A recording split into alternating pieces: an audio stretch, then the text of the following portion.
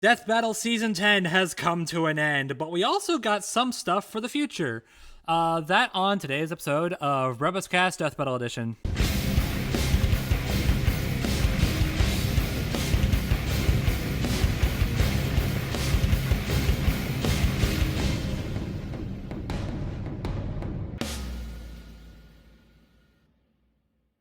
Hello, everybody, and welcome to another episode of BrobusCast. I am your host, Brobuscus. With me today is ZDogg. It's the end of the world as we know it, and I feel fine. And Richard.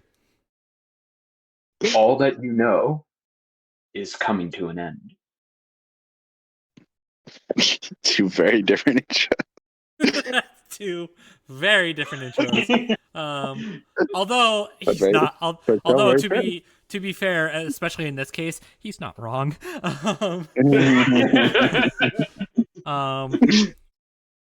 Because Right.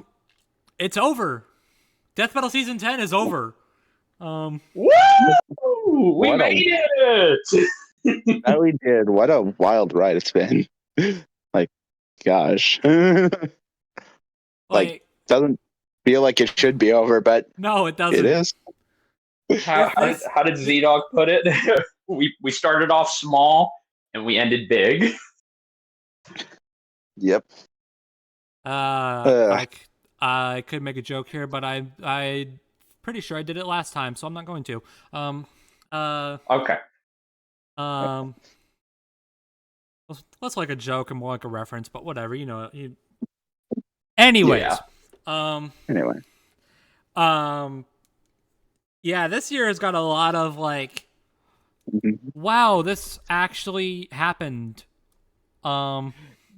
Yes. The season this- finale to end all season finales is upon us. Came. Galactus versus Unicron. Yep. The, Feels the really. fact that the fact that I can safely say that Galactus versus Unicron exists, and that is a sentence. That is wild to me. Very wild. Oh my gosh. It feels like our lives are just now done. Exactly. That's exactly how I was feeling. Like, well, now what? Exactly. Like- Like, where do we go from here? Where does Death Battle go from here is the question. I don't know. That's a great question, and maybe we'll Um, talk about it. And maybe we'll touch on it later. But Yeah, maybe. yeah, but Yeah, of course- as Brobuscus. Oh, go on. Well, I was going to segue into the thing, but if you have something to add before I do. Oh no, I was just gonna say it's like you said, 13 glorious years, and glorious being the key word here. A sheer epic episode that had such scale and beauty to it is now right in front of us. Indeed. mm-hmm. But of course, we must address the boring shit first. Yes. I say that, but I don't I was going to go somewhere with that, but I don't know where. So I mean, we were right. Yay! We had Whoa. Everybody and their grandmother predicted this outcome. Yay! One day Transformers one- will pick up the slack. Well, I mean, well, this may be another loss. I mean, I say that, I'm pretty sure most of its other like big boy matches are wins. So Yeah. Well, I mean, this may be a loss, another loss on the Transformers board, but I think we can count this as a win because we got 2 Transformer episodes in the same damn season, Yeah, and see, one of I them was don't- the season finale. I'm like, wait, what? Why we have 2 Transformers fights in one season? What? Yeah. But yes. I think they've made up for the fact that we haven't had one in like 5 years. Okay, there you go. Yes, I think they have as well. Yeah. Look, I do know there are some. I haven't seen a lot of people get upset. I've seen one debunked video that I plan to go over with some buds of mine. But other than that, Poor soul. there's. Yes, I get to watch some person complain on how this was wrong and what wasn't included and blah blah blah, and how maybe another versus show could have done this better. But that's neither here nor there. That's a problem for after this recording. But we did say, and supposedly a long time ago, had they done this fight, I think back in maybe season 8 or season 5, Galactus would have lost. That was the consensus for a time, that Galactus would lose because he didn't have the consensus. Was what? Like, the consensus was like, if he has the ultimate nullifier, he wins. But if not, then he loses. Yeah. But then, as it turns out, then like Liam out of nowhere just decided to pull out like, oh yeah, by the way, Galactus has said that like the ultimate nullifier is like a part of him, and we're just like, oh, okay, cool, thanks. GG. Ain't it? Gosh. Yeah, ultimate nullifier is bullshit. Yeah, but you thought DC was bullshit. Marvel's been giving them a run for making them. Excuse me, not giving them a run for their money. They've been making them blush for years now with their fucking bullshit in their comics. Comics are whack. I think just period. Yeah. And I mean, sure. even without the ultimate nullifier, there was still like the power cosmic to deal with. Yes, which the power cosmic is basically like the I win. The Speed button. Force. Yeah, it's a Speed Force, exactly. Gosh. Yeah, so really wasn't much that Unicron could do, but yeah, I mean, it makes sense to me. If not unfortunate, but like, hey, look, I'm gonna be honest. I can't speak for Bro because I haven't seen his reaction yet. I saw ZDogg's reaction, but I don't take this as a heavy loss emotionally or investment-wise because... No, I don't either. Yeah, because, again, sorry to Unicron, but he was never my favorite be-all, end-all Transformer. He wasn't even my favorite villain Transformer. He exists as a presence. That's it. He's meant to be the big bad to end all big bads. He's meant to just be Robot Satan. Robot Satan, yeah.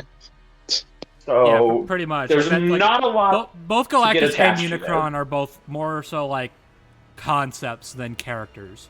Though,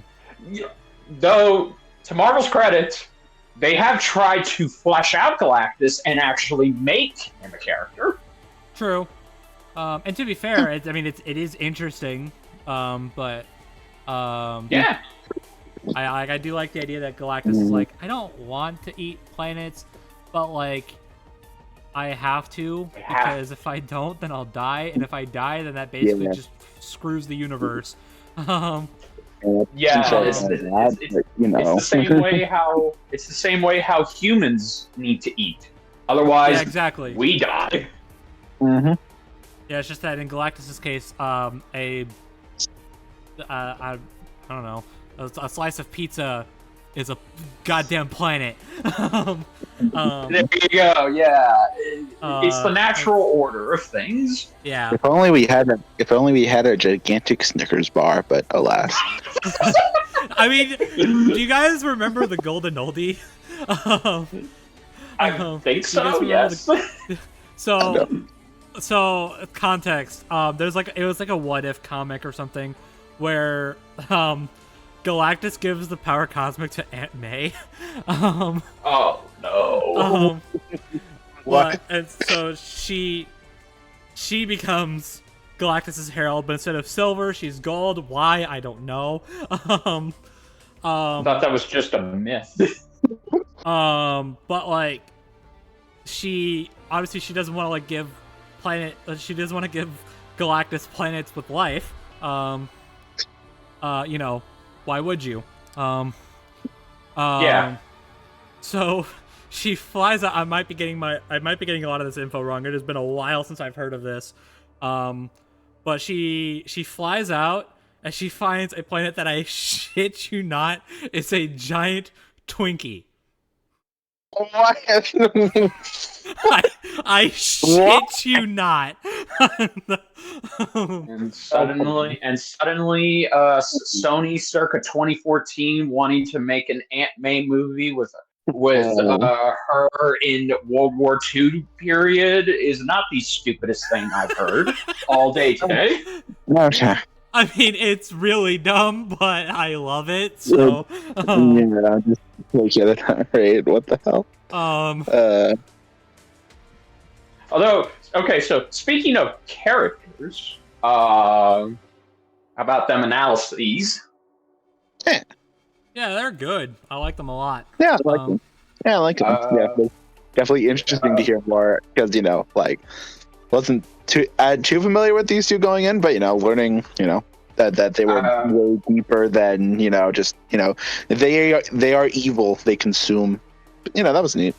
They couldn't be more polar opposite of each other, other than the commonality being they eat planets or are essentially concepts.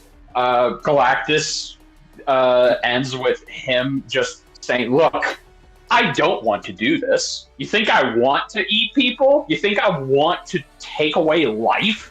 I would stop if I could, but I have to. Otherwise, I would die, and your universe's cosmology would just be beyond fucked, beyond repair. Except in the Marvel Zombies universe, but we don't talk about that. Nobody talks about that. No, and then you have Unicrons. I almost said Galactus. Then you have Unicrons, ending with, "Can you really ever truly kill Unicron? Because that's kind of the point. As long as hatred and violence and anger and the dark concepts that we perceive in human nature exist, or just as concepts in general, Unicron will never truly die. He'll always come back. Because at the end of the day, can you ever truly kill the devil?" Mm-hmm. That's the thing. Very interesting. The only way you can get rid of Unicron permanently is basically just like remove the very concept of like hatred and violence. Mm-hmm. Which, if you don't know, isn't possible. Unfortunately, but so yeah. I really enjoyed these characters. I think this is. I know it wasn't doing it a lot for other people, but I really the third time I watched it, I really just I felt awestruck and kind of just pure shocked on how deep both of these analyses end for the characters. Like, they're really, one is sad and tragic, and the other one is, depressing. Dark, dark, depressing, eerie. I'm ready. Depression. Yeah, depression, take me now.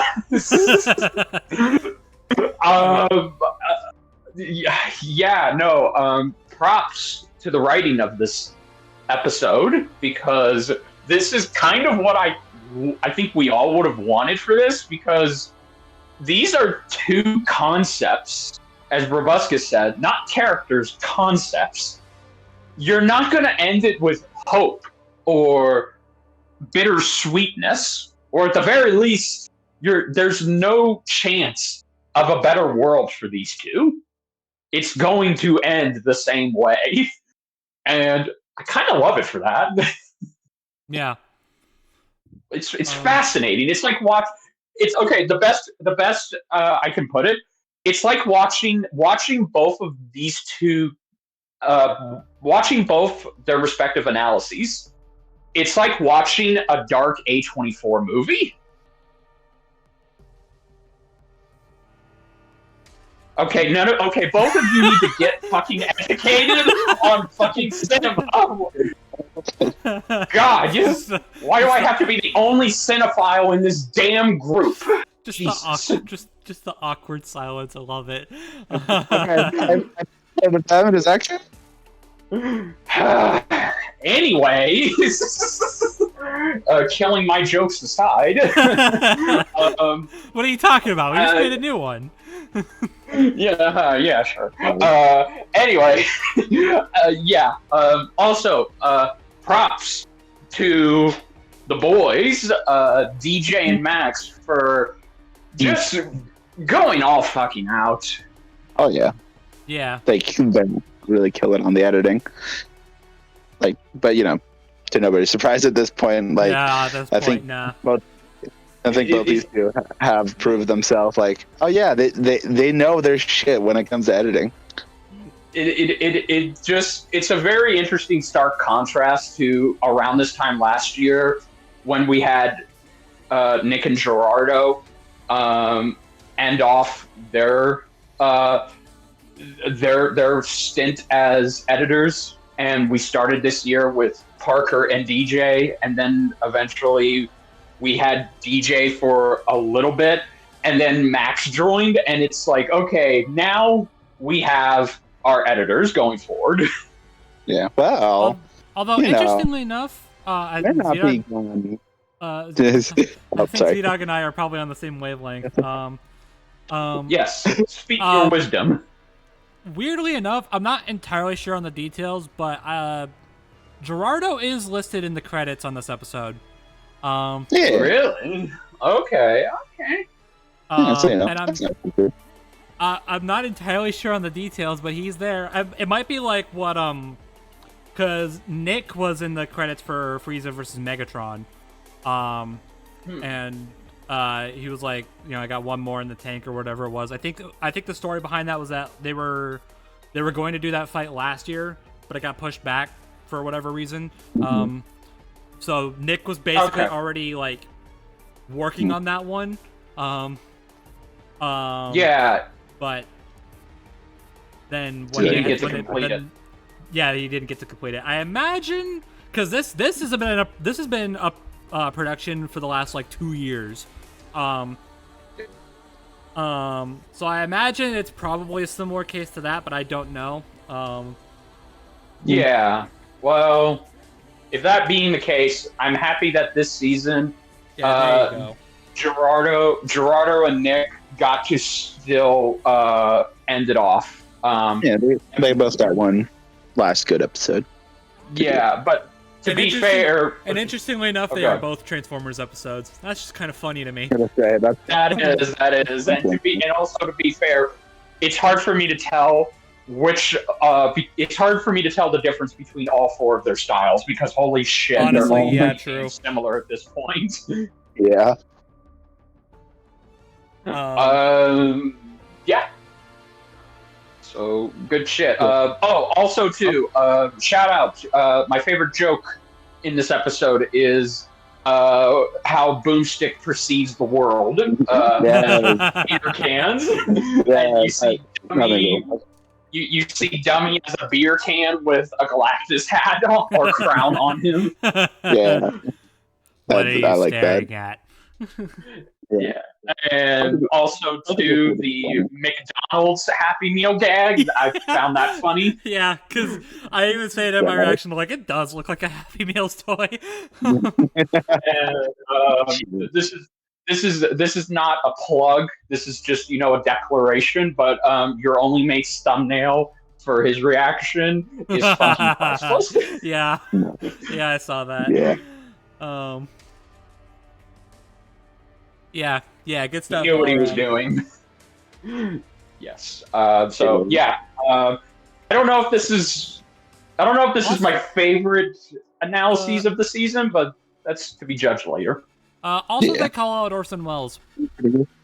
Yes, thank you. Yes, they do. We actually get a segment with Orson Welles. We get some stock footage from I believe that's Casablanca, and also we get some appearances from the Critic series. Which, by the way, if you don't have any intention of seeing that series, just to find those clips, then just look up the Critic Orson Welles.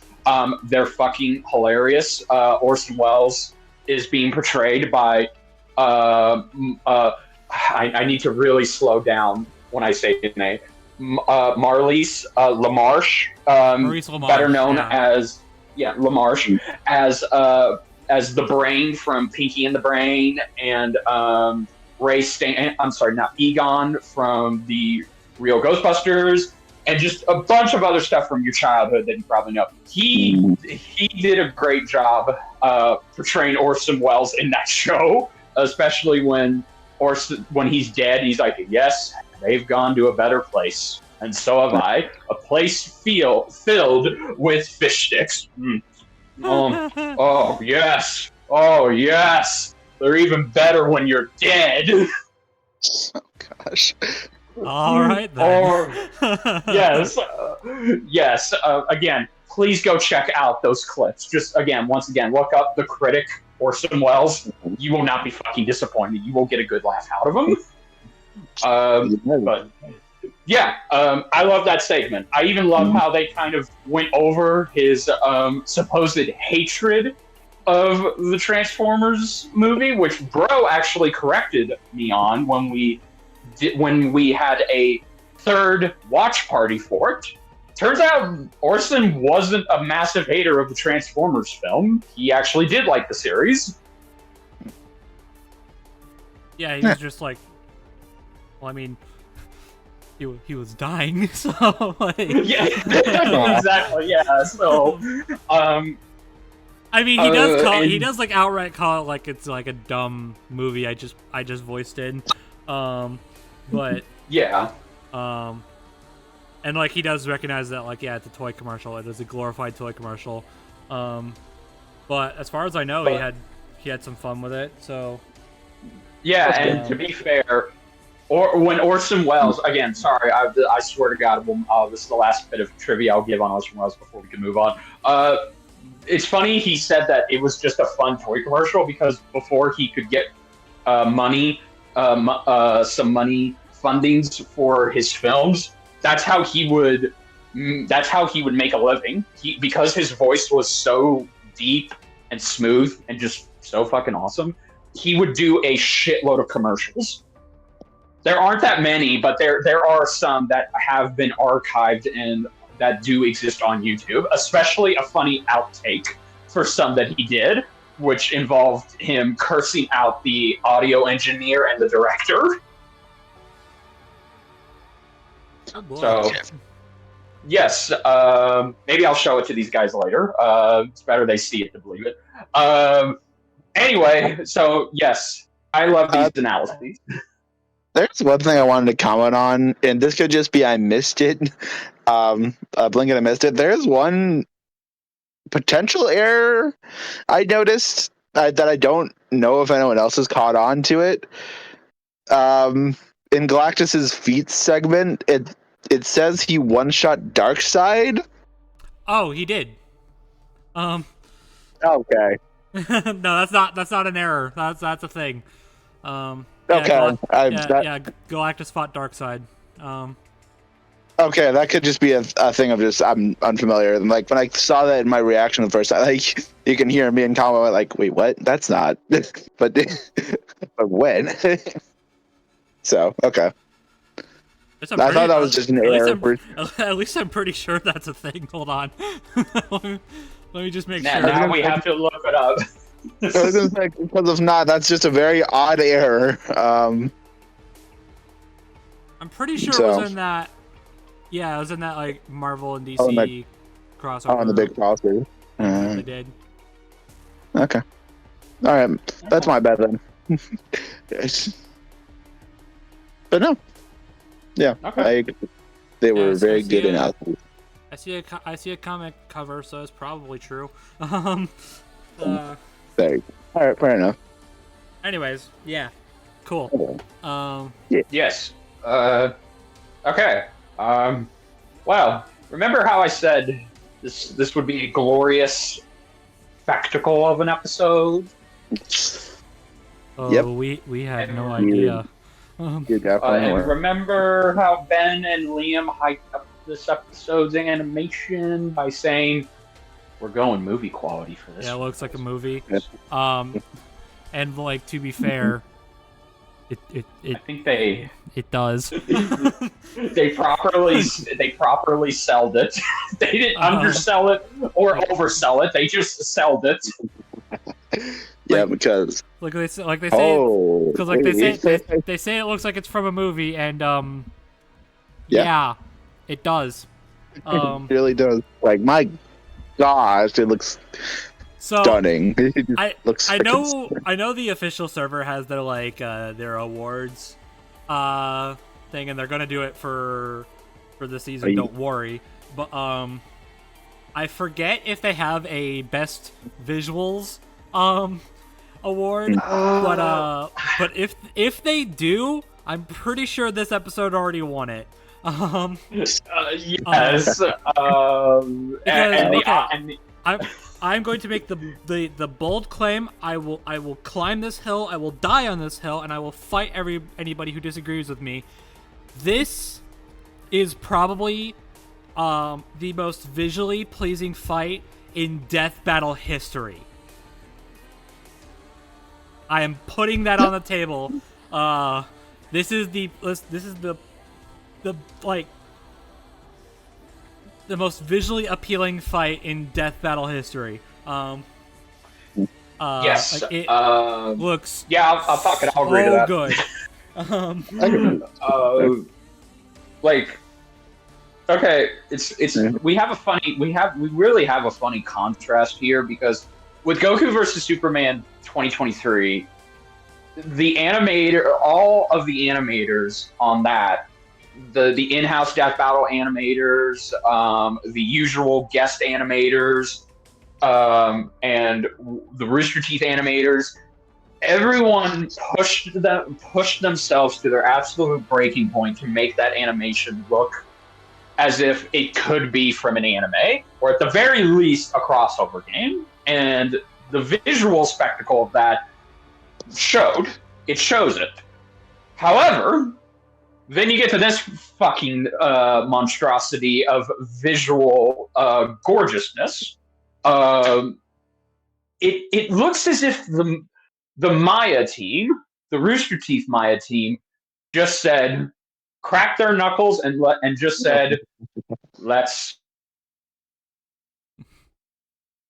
cook. Yeah. Because dear God in heaven, if you were to tell me this was if you were to tell me that this was this 4-minute animation was a Rooster Teeth funded fan film, I would fucking believe you.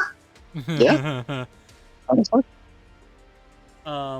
Yeah, I guess we kind of skimmed over that. But this is like the big return of Rooster Teeth's in-house department. Yes. Ever since like the last one, I mean, if you want to get like really technical, the last one was Blake versus Mikasa, but that was really just Torian and one other guy. Yes. I believe before that, I forget. No, I guess there was Hulk versus Broly. I forgot about that. Anyways. Yeah, it was Hulk versus Broly. That was the last time we saw just the Rooster Teeth Maya team. Oh wow! Well, that damn. Yeah, every other 3D fight after that was either the Blender guys or Devil Artemis. or at the very least, you would have one or two people from the Maya team join in, but it was more of a collaboration. Well, you have people like Louise. Like, cool. There you go. Yeah, you have Luis, you had David. Yeah, exactly. So you had, it was a joint collaboration between the Death Battle animators and the Maya animators, but we never had an animation done by specifically just the Maya team since Hulk versus Broly. Yeah, damn. Yeah. To be fair, the reason why is like they actually did like comment on this on the Q&A. Like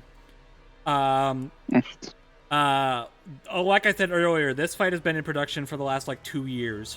Like they've been really trying to make sure that they get this one done, they get this one right.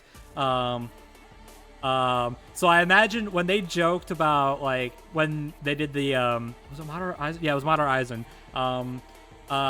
They did the commentary for that. When the next time Trailer showed up and Ben like jokingly said like it's Galactus versus Unicron. Oh wait. Now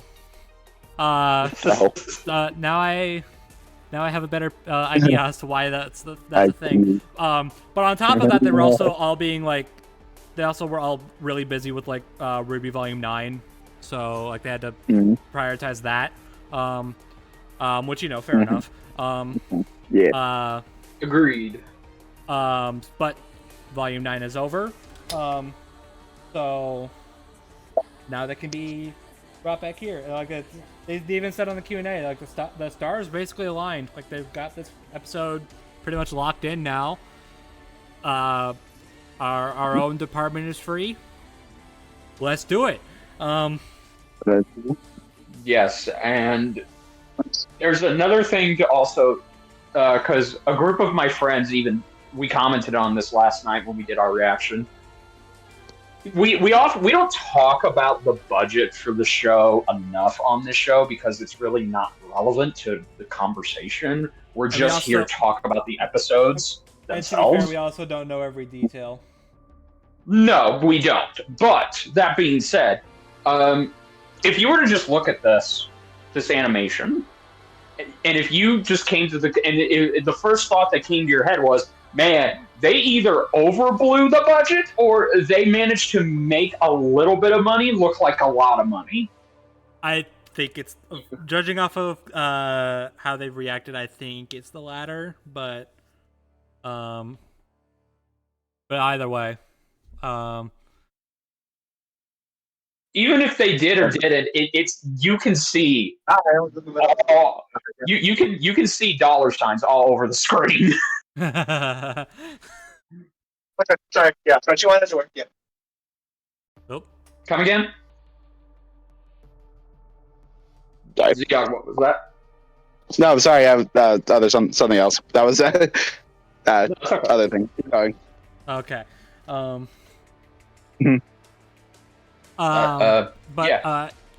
Okay.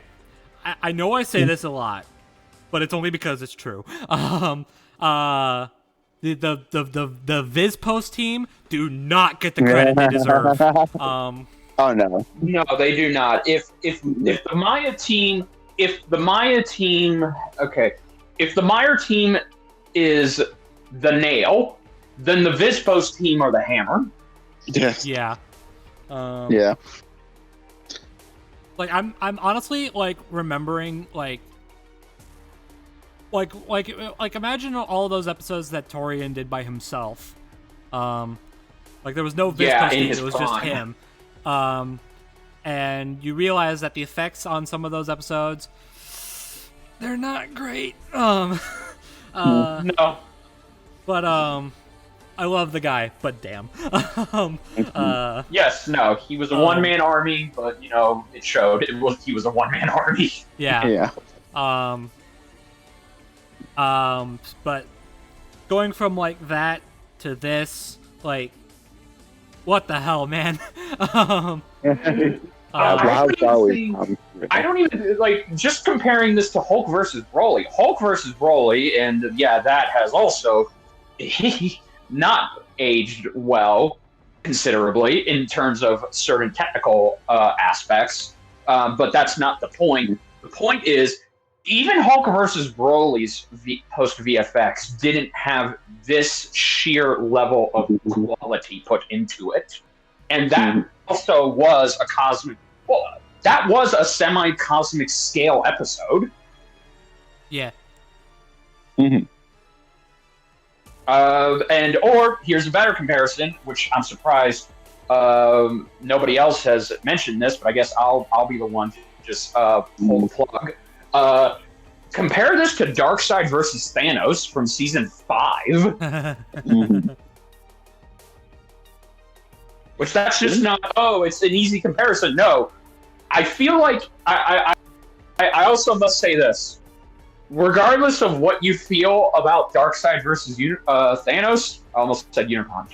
Regardless of what you feel about Darkseid versus Thanos, I feel like that was relatively a small, kind of okay appetizer compared to the giant fucking turkey that we have right here in front of us. Yeah. For sure. I mean, basically, like, do you remember during the season 8 time when like all the like big reviewers were like, "This is the season 8 shot." Oh yeah. Yeah. Oh. Like that time, all of them. For this episode, I want to nominate everything. I want to. Okay. If we're to if I have to pick one shot, even though I say every shot is so beautiful in its cinematography. That's another thing the Maya team deserve credit on. The cinematography for this episode is just so fucking good. Again, it looks like an official production fan film. It does not look like anything else other than that to my eyes. But if I had to pick one shot, that's the season 10 shot for me. It's the end shot where we see Galactus holding up a galaxy. Yeah, that's up there. That's up there. Mine, I'm gonna post it right now. Mine is Unicron holding the Dark Energon sword. It's simple, but just the camera angle, I'm like, oh my god, okay, cool. Or even when Unicron transforms for the second time, you see the scale. Oh god. Oh yeah. Dude, he's so big. He's so big you can't even see Galactus. And that's saying something. Like, my gosh. And Galactus at that, and reminder, Galactus at that point grew so big that he bitch slapped the sun. And yes, that is a sentence. Okay, cool. Thanks, Death Battle. Yes, thank you. I also just want to say that I just want to praise too, because I know Brobuscus brought this up. The models for both of these two is so goddamn. Oh my god. Oh yeah. Did they make both of them, or? I don't know about Galactus. Unicron is mostly custom. It's based on the HasLab figure that came out like a couple years ago. And I could tell because of the back. Because man, that I could go on. I don't have the figure, but I've seen enough reviews on it to be like, oh, okay, cool. On top of it being ridiculously expensive. It is Galactus. No, this is Unicron. I'm sorry, Unicron. I don't know why I almost heard you say. I thought I heard you say Galactus, but anyway, yeah.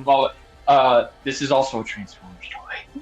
Well, I mean, yeah, but like this. Oh, okay, well, also this Transformers toy is like 2 feet tall, and no, I am not joking. Okay, fair enough. But for such like, I guess I'm going on a bit of a tangent here. For such like a big scale figure, and they've marketed this as like one of the one of the biggest figures they've ever produced.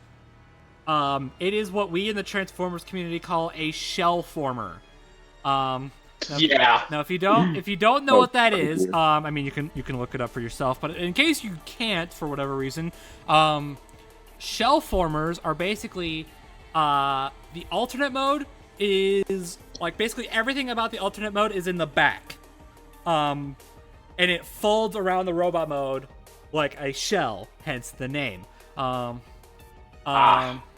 So all of Unicron's like ball in planet mode is folded up onto his back. It looks kind of hideous. And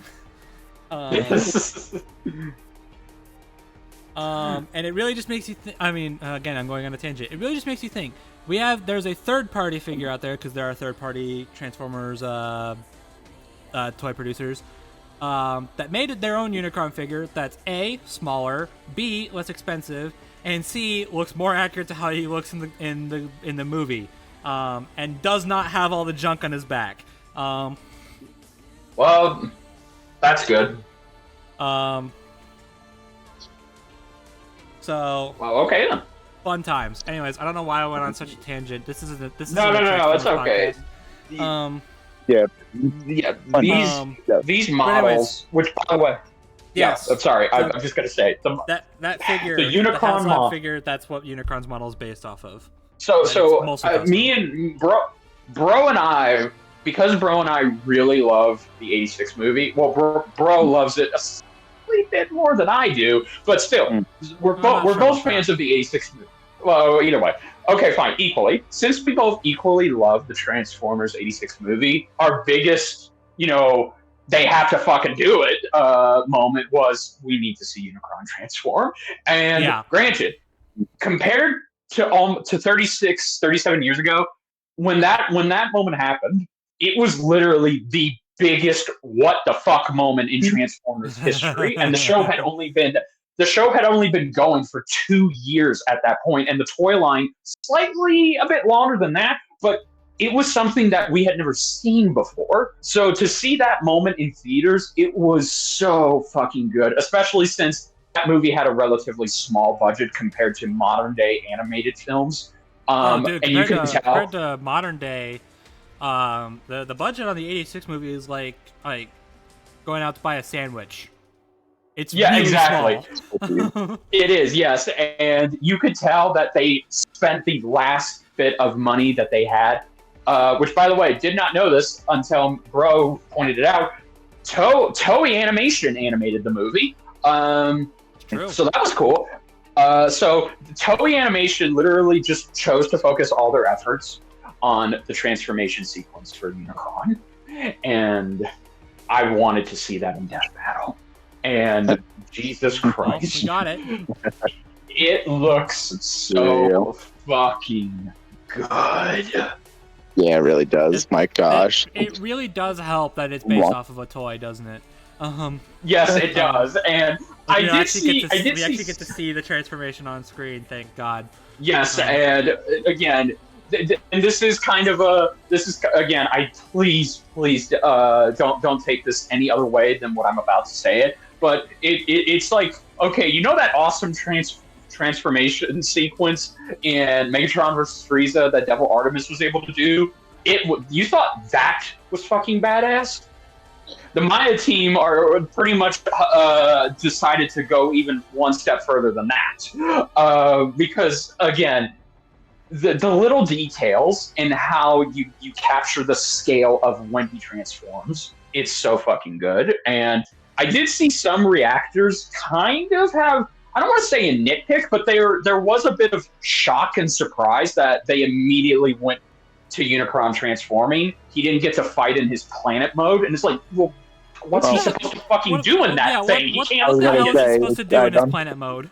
I don't think he shove. He just give a light shove to Galactus.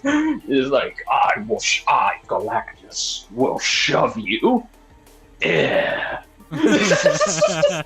It's like, no, we came to see this giant, big ass toy transform. We're going to see it transform. It is. That was probably my favorite standout moment in this episode. Well, actually, scratch that. Reverse it. Every fucking moment in this episode is a standout moment. For real. And actually, since you guys gave a scene, I kind of give a shot. I kind of want to give my own season shot of this, favorite shot of this episode, just because Yeah, go ahead. But I gotta say, not the very end, but when Galactus basically breaks back into the reality after near the very end, yeah. That shot is so good. Like when He he's all white, it almost looks like he's breaking the black bars. He's breaking the white screen. Oh, Yeah. so good. Again, Maya team, what in the fuck were you on? I know. Also, too, please forgive us for going a bit unconventional here, because what in the fuck are we supposed to do in order to take this as step by step as we can? Because that's really just it. There is no step by step breakdown of what happens. You can't do that with this kind of a fight. You just have to talk about how sheer beauty radiates from it. It's like you just can't talk about it in a conventional way compared to a standard death battle episode. Yeah, it's damn beautiful. Like, what more do you want? Pretty much. I really love. It's a funny way to put it. There is no standout moment in this episode because the whole episode is a standout moment. Exactly. Yes. I also just want to point out there is something that I did see. A friend of mine, a coworker of mine, when we did our reaction last night, brought up. Okay, so going back to Darkseid versus Thanos, because again, there are even references to Darkseid versus Thanos. In terms of what these characters do, it feels like, I don't know if the Maya team just thought of the same idea coincidentally, but regardless of that, the way these characters move in space is so much more better and has so much more detail in it than Darkseid versus Thanos did. Because the way these two characters are essentially ginormous, they are not bound by conventional body sizes, so they can be as big as they want. But yet they still have to follow the physics of space and how they move. So when you see them move in space, it's not anime fast. There is a sense of speed, but it's not too much speed, if that makes any sense. It really feels like the bigger they get, the more heavier and slower they get. But they still do convey a sense of speed. Yeah. I get you.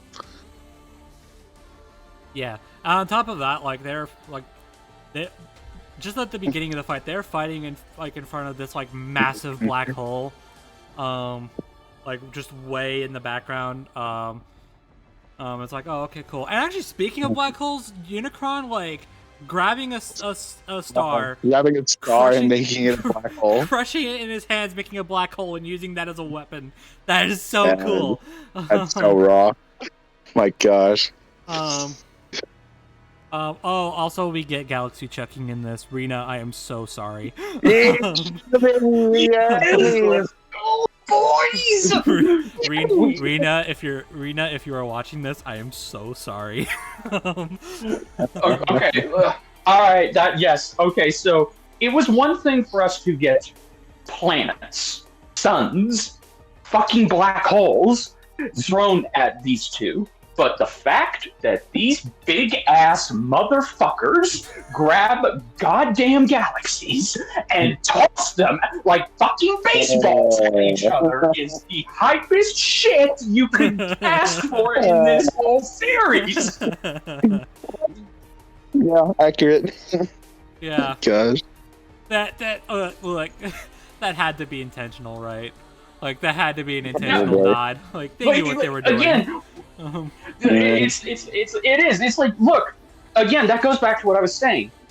What do you do? What don't you do when you have these two colossal beasts that just are not characters? They're concepts. The galaxy is nothing more than a playground to them. The universe is nothing more than a sandbox. It's not. At best, it's their buffet. At worst, it's a food fight to them. That's all this is. It's a giant fucking multi-universal food fight.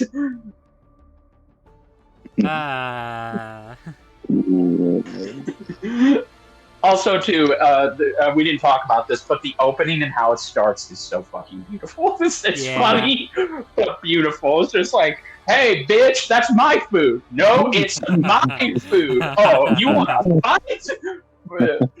Also, fun fact, that city at the start, that's the Cole versus Alex city. Cole finally got his win in that matchup, and then he's gonna fucking die. Oh no! I went back to Cole versus Alex, not really related to this fight, just because I wanted to. It's a good fight. And that shot of Cole like looking up into the sky, you see that like dark as hell storm cloud up in the sky. I headcanon that is Galactus. Yeah. So, well, good news. The Beast is going to be taken care of. Bad news. All of Coal City is fucked. It's gone. Yeah. Well. Whoopsie. Hey, you win some, you lose some. Yeah, exactly. But yeah, also, oh my goodness, just seeing Galactus also use the ultimate nullifier, and oh my goodness, Unicron possessing it. I didn't even think about that one going in. Like, oh, that's clever. And also too, the fake out. Yeah, not gonna lie, I was at the edge of my seat for that. I was like, "There's no freaking way." Yep. The irony in my mind, I'm like, Galactus would have lost. Gosh. Like in my mind, I'm like, there's no goddamn way that just happened. The irony, if Galactus would have lost, Bro would have gotten his Transformers win, but it's not the one that he was looking for. It's not the one that I expected. Yeah, but no, Galactus is like, haha, JK, I'm still alive. Gosh. Like I don't think I like verbally said anything, but in my mind I'm like, no. Okay, look, I'm gonna bring it back. You're gonna hate it, but I'm gonna bring it back. If I had a nickel for every time we got a Transformers fake out in a death battle this season, I have 2 nickels. It isn't a lot, mind you, but it's weird that it happened twice.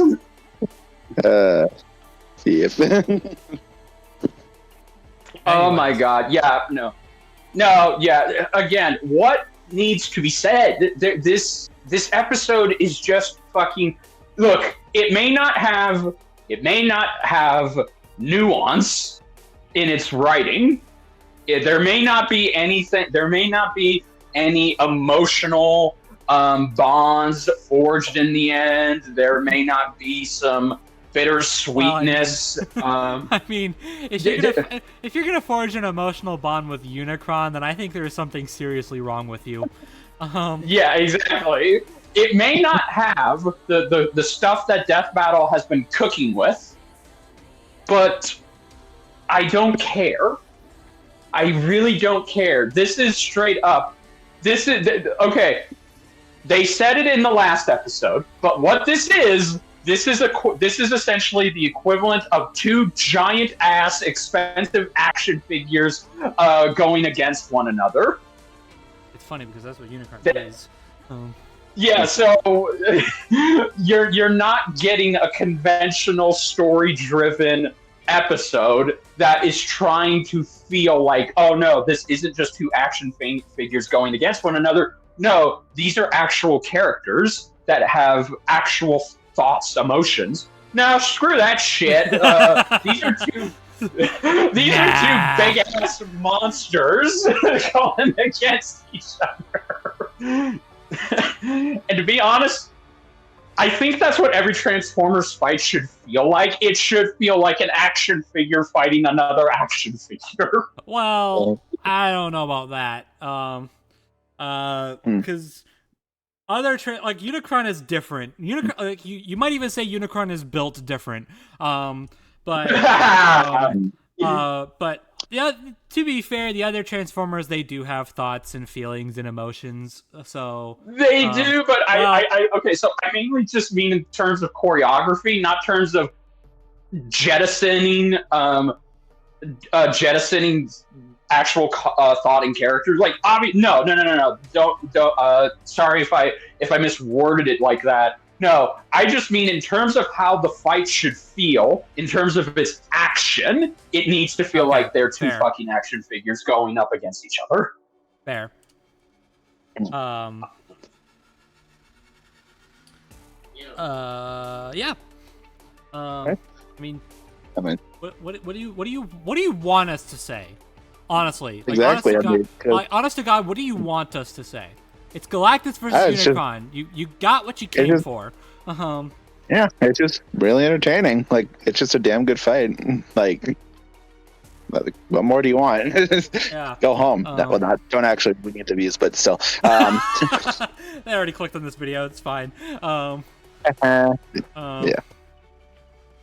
I mean, to be fair, you click on a video and you watch it for 5 seconds, then then the YouTuber you're watching gets the views. So yay! Yes. If you've watched up until this point and you're now offended that we're not saying anything, yeah. Thanks for the view.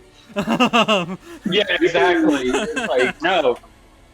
It's like there is nothing to say. There is nothing to break down. There is nothing to take away from this episode other than the fact that, look, it was a sheer spectacle fight. It did its job.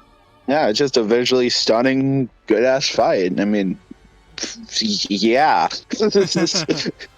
I mean, do you want a movie quality Galactus versus Unicron where they're hitting each other with planets and stars and galaxies and basically destroying the entire universe in the process? Well, that's what you got. Yeah. You're not getting anything more. You're not getting anything less. I will say, if I had to give this episode just, on its animation alone, a rating, it's an 11 out of 10. Yeah, I think I'm inclined to agree. I can see that. Although there is more than the animation to talk about, and on that note, how does it sound?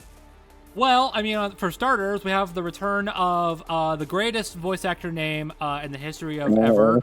Wolf Williams has returned. Yes. And he's who another, has Wolf voice, you ask? He's another big boy Marvel character. Weird how that works. Yes. Yes. Which big boy Marvel character did he play last time, you ask?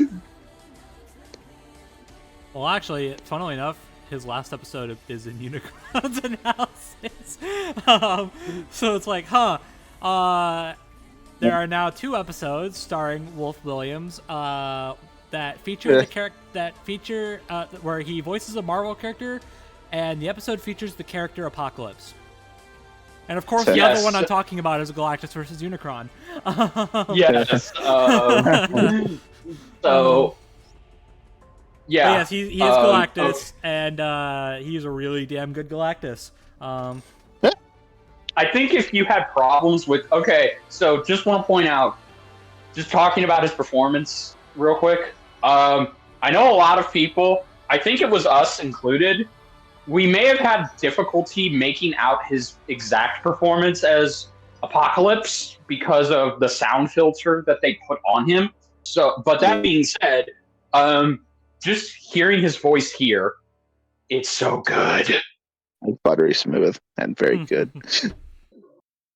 Yeah, and just fits with Galactus really well. Yeah. So you hear you think Galactus, and you envision a big boomy buttery voice. Yep, that's what you got. Ding ding ding ding ding. You got it. It's like a slightly higher pitched version of his voice from Marvel vs. Capcom. and I'm okay with that. Yeah. I dig it. Although on the topic of slightly higher pitched voices than what here we go. we're used to, let's talk about Brent Mukai returning from freaking Geese Howard, voicing Unicron. Howard, what the hell? I love voice acting. Yeah, I love it's voice great. acting. Yeah, it's great, isn't it? I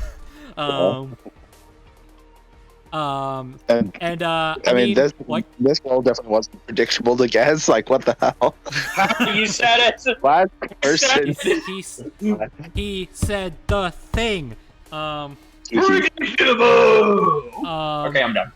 Anyways, Yeah, predictable. well, you remember how I said that Wolf Williams' Galactus sounds like a slightly higher pitched version of his voice from Marvel vs. Capcom? Well, Brent Mukai's is a slightly higher pitched Orson Welles. And that's basically what you're getting here. And it's good, and I like it. Very good. Okay, so there's something that I've not seen literally anybody, all the reactors. I don't even think the lads are going to talk about it. There's one element to the voice acting and therefore the writing that nobody has been talking about enough. Is it the fact that they speak in rhymes a lot? Yes! The fact that both Galactus and Unicron are speaking entirely in rhymes. Well, not I'm gonna be honest with you, I did not realize. That until now. It kicks in after Unicron grows like super massive. Because yes, okay, I exaggerated. In the beginning, they are speaking normally, but yeah, after Unicron says he's transforming, that's when they all speak in rhymes. Like the first rhyme we get is "Beg not for mercy, behold, blackened skies, against mine, chaos, even gods will die." Which is a Raw's hell line, by the way. Yes, but Galactus counters back with my favorite end line, which we could probably just pick out end lines. "I have seen your power, bringer of chaos. Yet, by my figure, thou hast much need. Witness the last fate that awaits you. Thus, for almighty Galactus must now feed." Nice. What in the fuck were they on when they wrote this? Here's a fun little thing. When Unicron possesses the Ultimate Nullifier, they speak to each other, and like Unicron finishes Galactus's rhyme. Like Galactus says, like, "You know not the power which you command. Course I do. Your death I thus demand." Nice. I'm like, Liam. Calm the fuck down. Like Liam, you are amazing, and I love you. But please, stop cooking so much. You're gonna burn yourself. But oh my goodness. Okay, I think if this episode hasn't convinced anybody that Liam secretly wants to have Etrigan the Demon in Death Battle one day, so he can have his dialogue be nothing but rhymes, I don't know what will. Well, that or Gruntilda from Banjo-Kazooie. There you go. Let him cook with that. Have the rhyme off as a DBX. Have them fight each other. Yes. But yeah, there you go. So yeah. What else do we fucking say? Wolf and Brent are fucking fantastic. They do really good. Yeah. Yeah. They're great. I love them. Granted, I have seen some people complain about, well, not complain, but they have nitpicked Brent's performance, saying it doesn't entirely sound like Orson Welles' performance. And to that I say, no shit! No one sounds like Orson Welles. No, nobody. And that's kind of the thing. You can't do Orson Welles. The man had a distinct voice that even when he was dying, he still was having to have his voice be not auto-tuned, but auto-engineered to make it sound like how it did in the movie. Mm-hmm. And I kind of appreciate that Brent doesn't do that. And also, like, no other Unicron, like, official voice actor sounds like Orson Welles. So, why should Brent? Yes. Yeah. Exactly, yes. Especially since this is, like, every Unicron is on the table here. That's still... exactly. Okay, so, I'm gonna backpedal a little bit, because talking about the analysis, I so like... I've been saying for so long that we need Transformers representation outside of G1. So hearing them talk about... Yes, we do. So hearing them talk about shit like the mini-cons and Galvatron, I'm like this whole story with Armada, I'm like, this!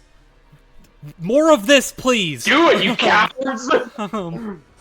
Bring in Armada Starscream, you fucking cowards! That was over-exaggeration. Just letting you know, that was not meant to be anything aggressive. Just fucking do it, please. Bring in.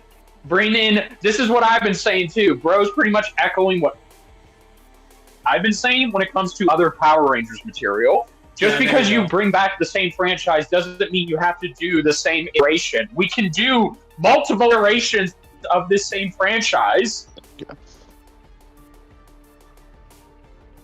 We're doing it for Sonic. Why are we not doing it for Power Rangers or Transformers? One day, hopefully. One day. Oh, I mean, this is more like a step in the right direction than like a yes, this is it. Yeah, exactly. Progress. Progress. Yeah, exactly. But progress indeed. Regardless of that, hey, you want to know what else sounds good? If we're done talking about the voice acting. Yeah, I'm done. Yeah, that's track. Wow. I like it. Well, I was gonna say, I just want to like shout out one line that sounds so silly on paper, but like both voice actors managed to perform it well, make it sound raw. Fleeting so readily, Unicron, no devour, transforming. Yeah. Yes. That sounds so cool. Like, gosh dang it. That sounds so stupid, but it's so awesome. That sounds like something that would come out of the '86 movie. I was just gonna say that's so G1. Yeah, that sounds like a G1 line, but it works. Oh my gosh! All right, yeah. I think we can tell Liam is a G1 fan. No, just a little. No, I know Liam is super. I know Liam is super into Transformers. Nice. Anyways, okay, so the track. All right, now on to the track. All consuming. All consuming. Yes, that's the track. Hey, and another simple yet effective. Yeah. Indeed. And yet another. And yes, ZDogg. I'll let you say it. And our seventh or something? Our another collaboration between Brandon and Therwolf. Plus, on top of that, Tiggs from Blake Mikasa. Yeah. Yes, Tiggs makes her return. Well, not Blake, so. Yeah, but no, they back. They back. Yes, they back. Tiggs makes her return. So yeah. So when I saw that it was a collaboration between Brandon, Theirwolf, and now Tiggs, I assumed that so Brandon's probably gonna do the instruments, and Aaron and Tiggs are probably gonna do vocals. No, not even kind of close, but not really. Both Aaron and Brandon are doing the instrumentations, and Tiggs is providing the main vocals. Because yes, there are vocals if you listen to this track on its own. But by the way, we wrapped the season up with 10 vocal tracks. How? Woo! freaking 7 in this back half. Like Rick versus the Doctor is the other one that doesn't have one. Yeah, exactly. God. Yeah. So, so yeah, there aren't that many vocals in this vocal track. In fact, there are only a small handful of verses, and they get repeated towards the end of the track. So yeah, it's not super heavy on the vocals, but I think that's to be expected because the type of tone that this track is invoking and going for, I think it is appropriate that it only had a small section of verses. Yeah. Because this is definitely a more like ethereal track. Like it's more like it really does feel like a piece of music for a fight in space. Crazy thought. Yes. It goes cosmic. Yeah, it's cinematic. That's what Death Metal Wiki says. Yeah, it's cinematic. Yeah, it's further it's adding cinematic or ethereal space. Further adding on to the fact that this feels like a goddamn movie. Yes. And yeah, no. Okay. Is it my favorite track of the season? No, not on its own. No. It's one of those tracks that just feels like, okay, I can listen to it, but I can't go back on it repeatedly like the other past vocal tracks. I mean, I'm not gonna have it on. I'm not gonna have it on like an endless loop. Exactly. No, like even if we were to compare it to the other two existing Transformers tracks, I think it's respectful to say that this is probably going to be at the bottom between the three. Yeah. Yeah. It's still good. But that's not a that's not a bad thing. It's just it's not meant to be memorable. It's not trying to get your head banging. No, it's supposed to be cinematic, as Bro in the Death Battle Wiki have put it. It's meant to feel powerful, and it does. Yes, and it definitely does. You feel as if you're seeing God when you listen to this track. You're seeing a bright white light in front of your eyes, and you're just like, "What is the world anymore?" Like, I don't know how to view the world now. I have seen things humanity cannot comprehend, things that would blow the tiny human mind. Gosh. I love this episode. Segue into our wrap up. Man. So here's a fun fact. Goku vs. Superman 2023 is longer than this episode. Indeed. And yet, and here's another fun fact. Very much. Here's another fun fact. I don't give a shit.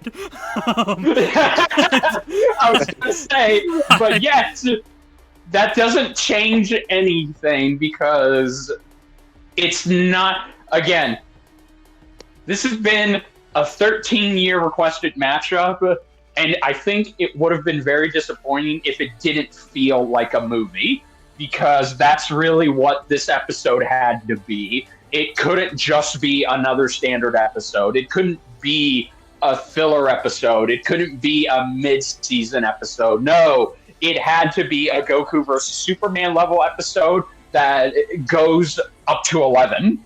It had to be an event, a spectacle. I think now we need to contact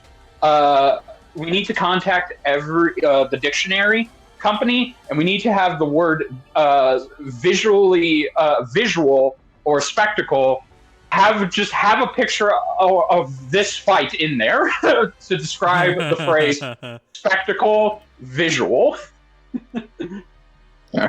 Because God dang, this episode is it's a 10 out of 10. It's the best. It's the best season finale. It's one of, if not the best season finales we've ever had. Yeah. I mean, hard bargain for me, but like. Well, yeah. Yeah. I mean, one of them is your literal favorite episode of all time. One of them is literally my favorite episode. So like, look. But, I mean, no. Okay. I mean, don't want to take away from it. Like, it's really good. Yeah. At the very least, go ahead. I think the best way to put it is that this episode is like, it's impossible to compare. Yes, in a sense, yes. I mean, but I'll just say on like a pure like production level, like basically everything that went into the episode, this might be like one of the best episodes in the show. Yes, period. There really will never be another episode like this for a long time.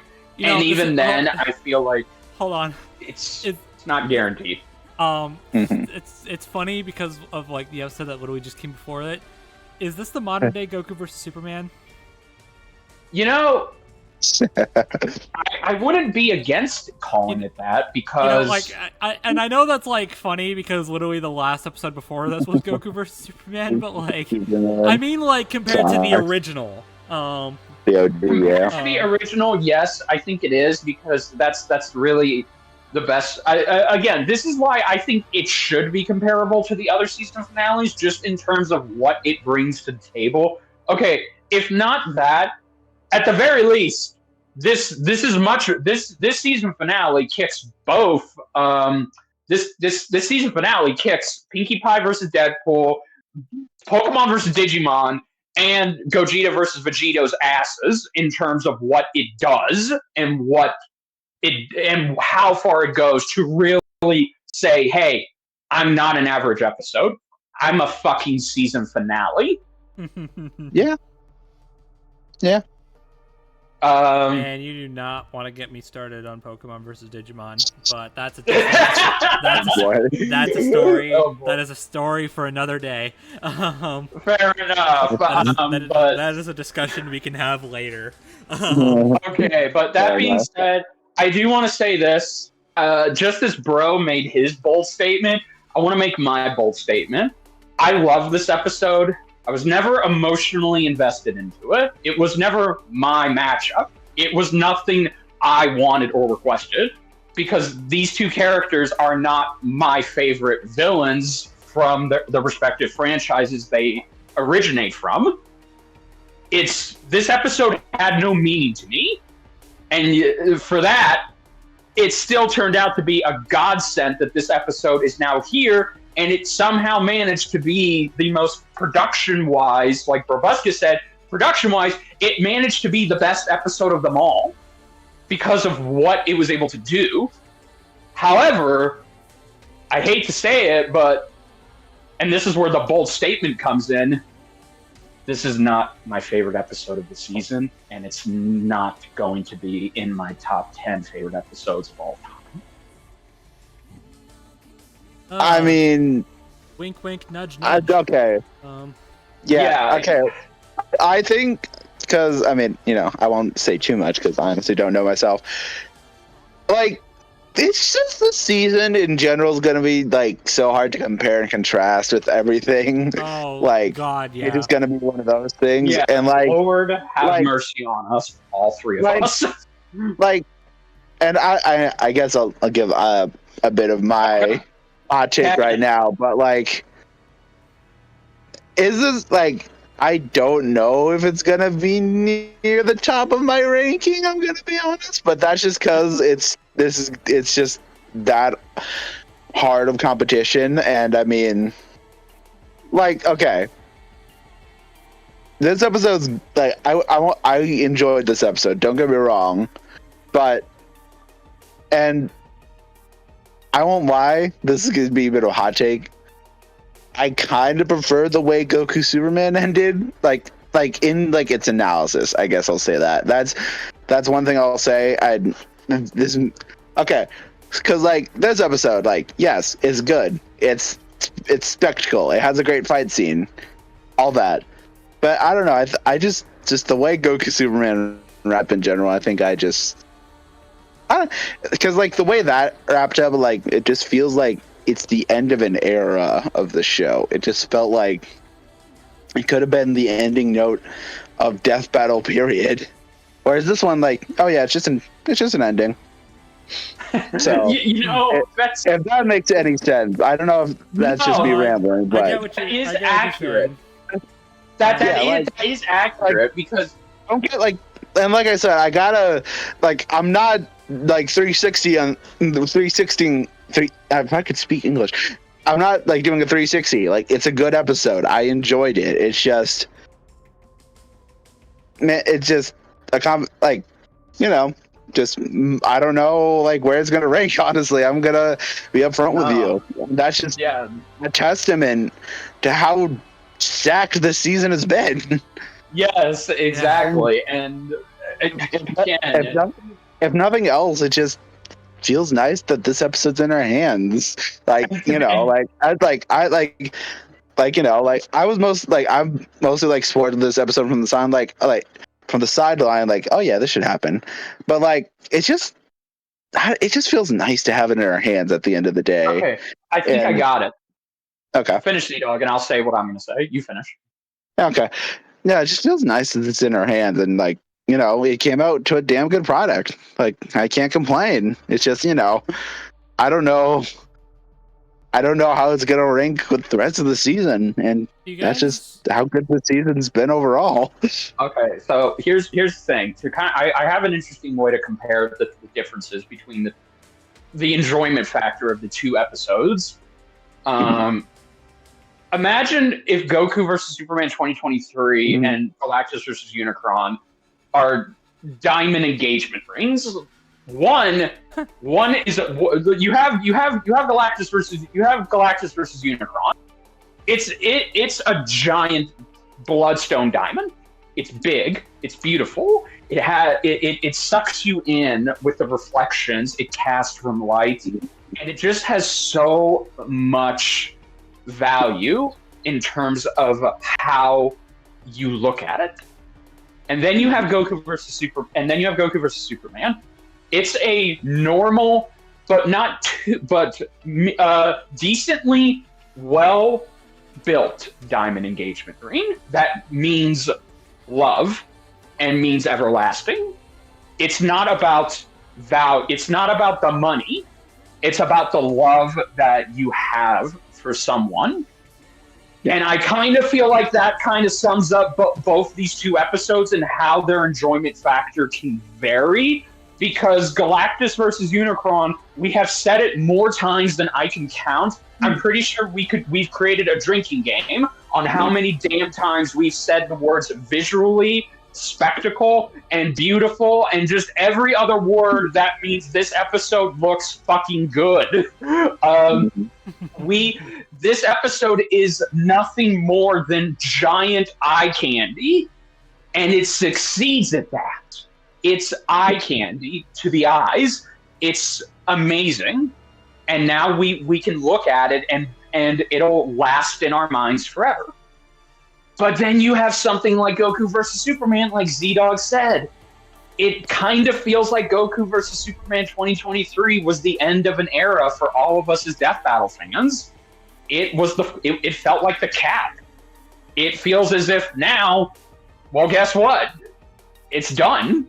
Death Battle has pretty much come full circle, and therefore we have come full circle. There's more substance to be had in Goku versus Superman than there is in Galactus versus Unicron, and that really comes from the characters and what culture and fan base they represent. Well, so, yeah, Galactus versus Unicron is a great episode. And if you think we're just blowing smoke out of fucking nowhere, like ZDogg said, we just told 360, well, guess what? We're not, because I've been doing the rounds. It's hard to believe, but we're kind of not the only ones who feel this way. There are other people who also feel what we're feeling. They say it's a great. This is a great episode. It has been mostly unanimously agreed upon, but it's not a masterpiece. It's a great episode, but it's not a flawless masterpiece because that's just it. There may not be flaw. The flaws this episode has is that there's no substance it's just meant to be, look, it's two action figures fighting against each other. What do you want? So I've seen a lot of interesting ways the community has taken this episode, and it feels it, and maybe that's just because now we have it. Maybe that's just because the beauty in this episode was the push for it, and the fact that we wanted it, and we had all these ideas of how it could be, and it lived up to those ideas. So it's now like, well, now what? Yeah. It's almost as if the beauty in this episode was just wanting it. Do you guys remember when the idea of this episode existing was a meme? Yes. Mm-hmm. And that's another thing, yeah. And now the meme is outdated because it happened. Yeah, it's like all the people who wanted Sora and Smash Brothers, like, oh, this will never happen, and then now he's here.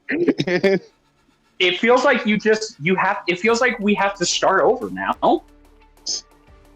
I mean, you might even say the end of an era.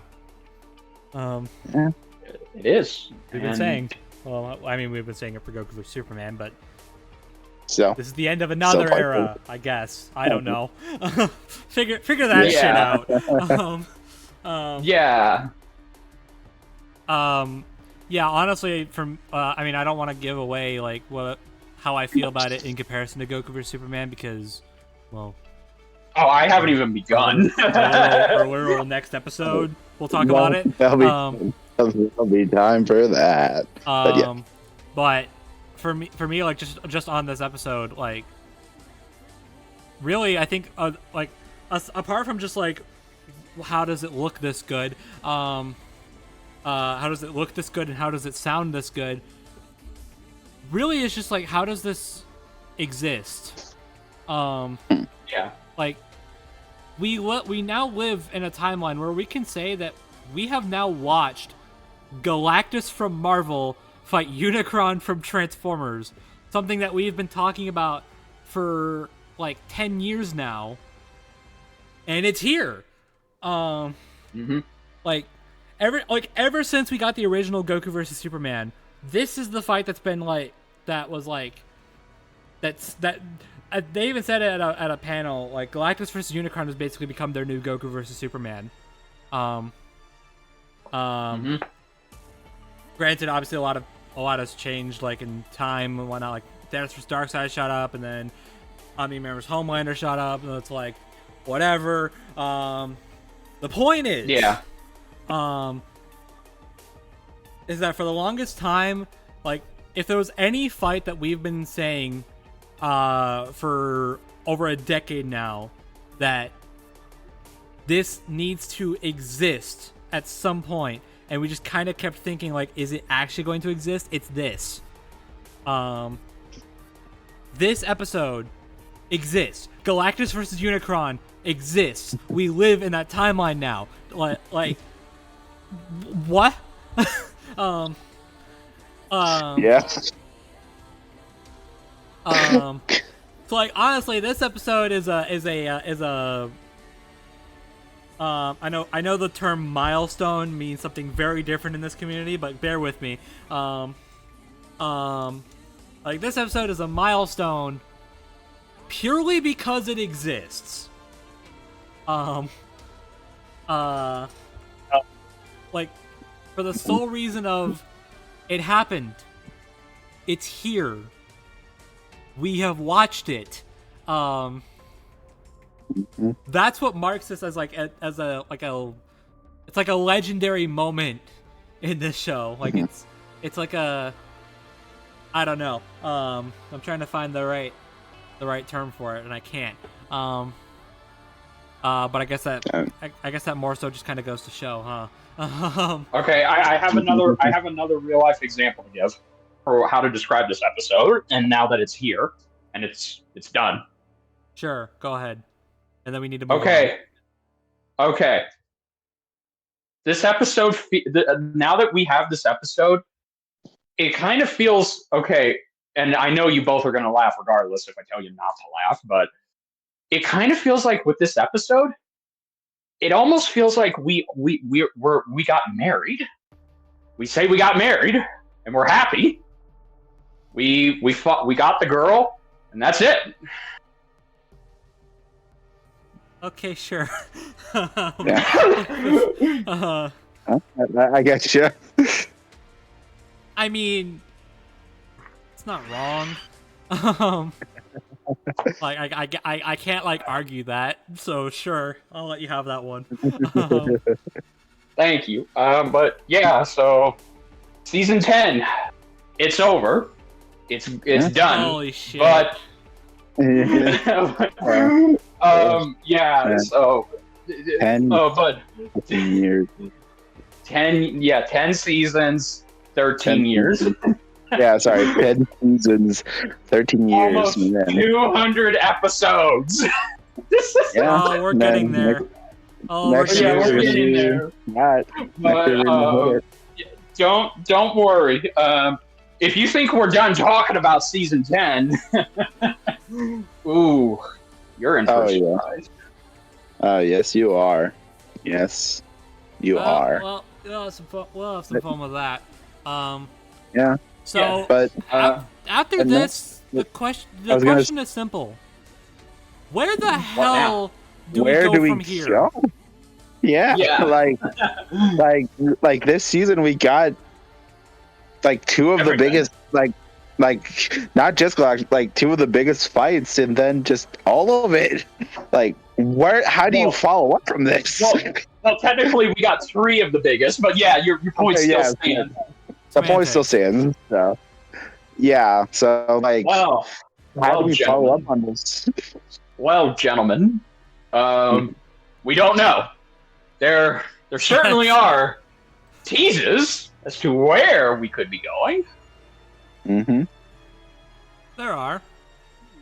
And there is one little nugget that we have to talk about. And you know what? I'm gonna give you guys one last hurrah for this sound effect. Welcome to the Tournament of Champions! Yeah! Yeah! So yeah, in case you didn't know, you probably didn't ask because I check our comments. Nobody asks. So fuck it. But in case you were wondering, hey, bros, what the Tournament of Champions is over. Why haven't you talked about it and the winner? You see, we did that on purpose. Yeah, we're saving it for this one. So yeah. Okay, before we even get into it, can I just say that I think the general idea of the tournament was a really good idea. Oh yeah, it was. Absolutely. I loved the Champions Ballot that we had last year. But having this tournament has really it's put 32 matchups on Death Battle's radar. Even if they didn't win, they have now acknowledged, yes, these matchups are a thing. They're requested. And no matter how many votes they may have gotten, people want them. So even Peacemaker versus Soldier Boy for some reason. Yet. Yeah. So yeah, so honestly, even if your matchup didn't win, mine didn't win. I mean, mine kind of didn't win. You can Mine take didn't. solace in knowing that by death battles, like, I don't know. I was gonna say rule set, but that's not it at all. I guess under death battles radar, these 32 matchups exist. Yes, and Some gives them popular. it gives them more ideas for the future. Yeah. Yep. Some popular, some not so popular, some what the fucks, some Some that I hope to God never happen ever.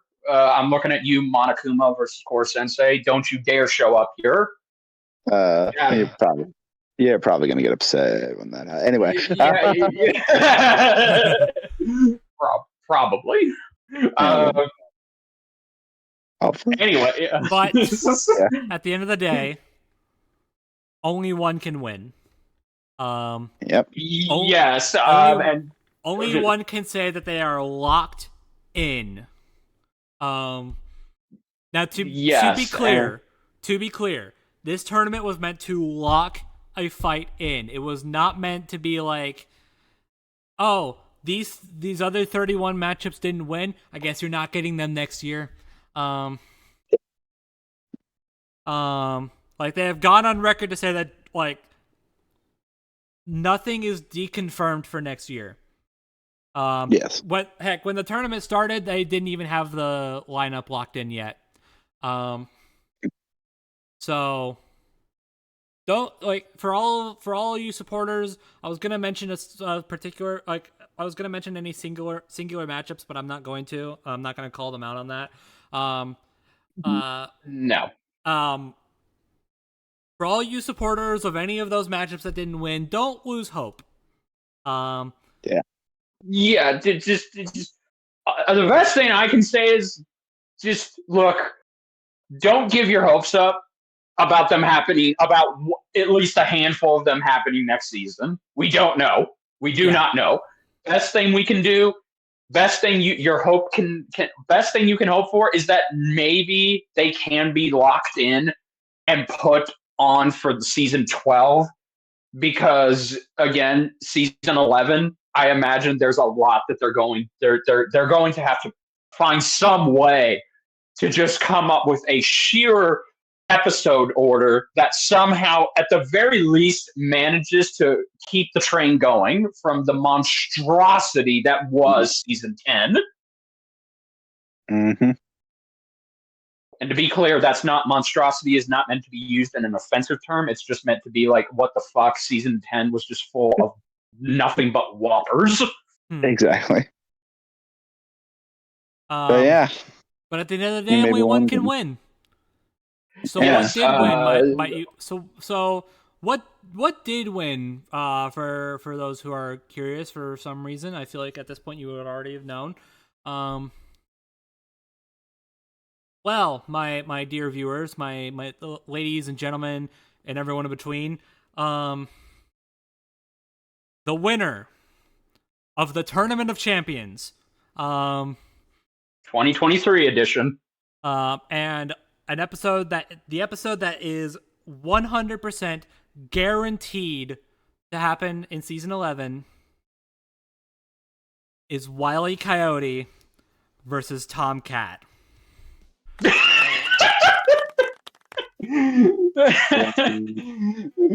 Oh, our more cartoons and our first, gosh, that feels weird to say, our first representation of Looney Tunes.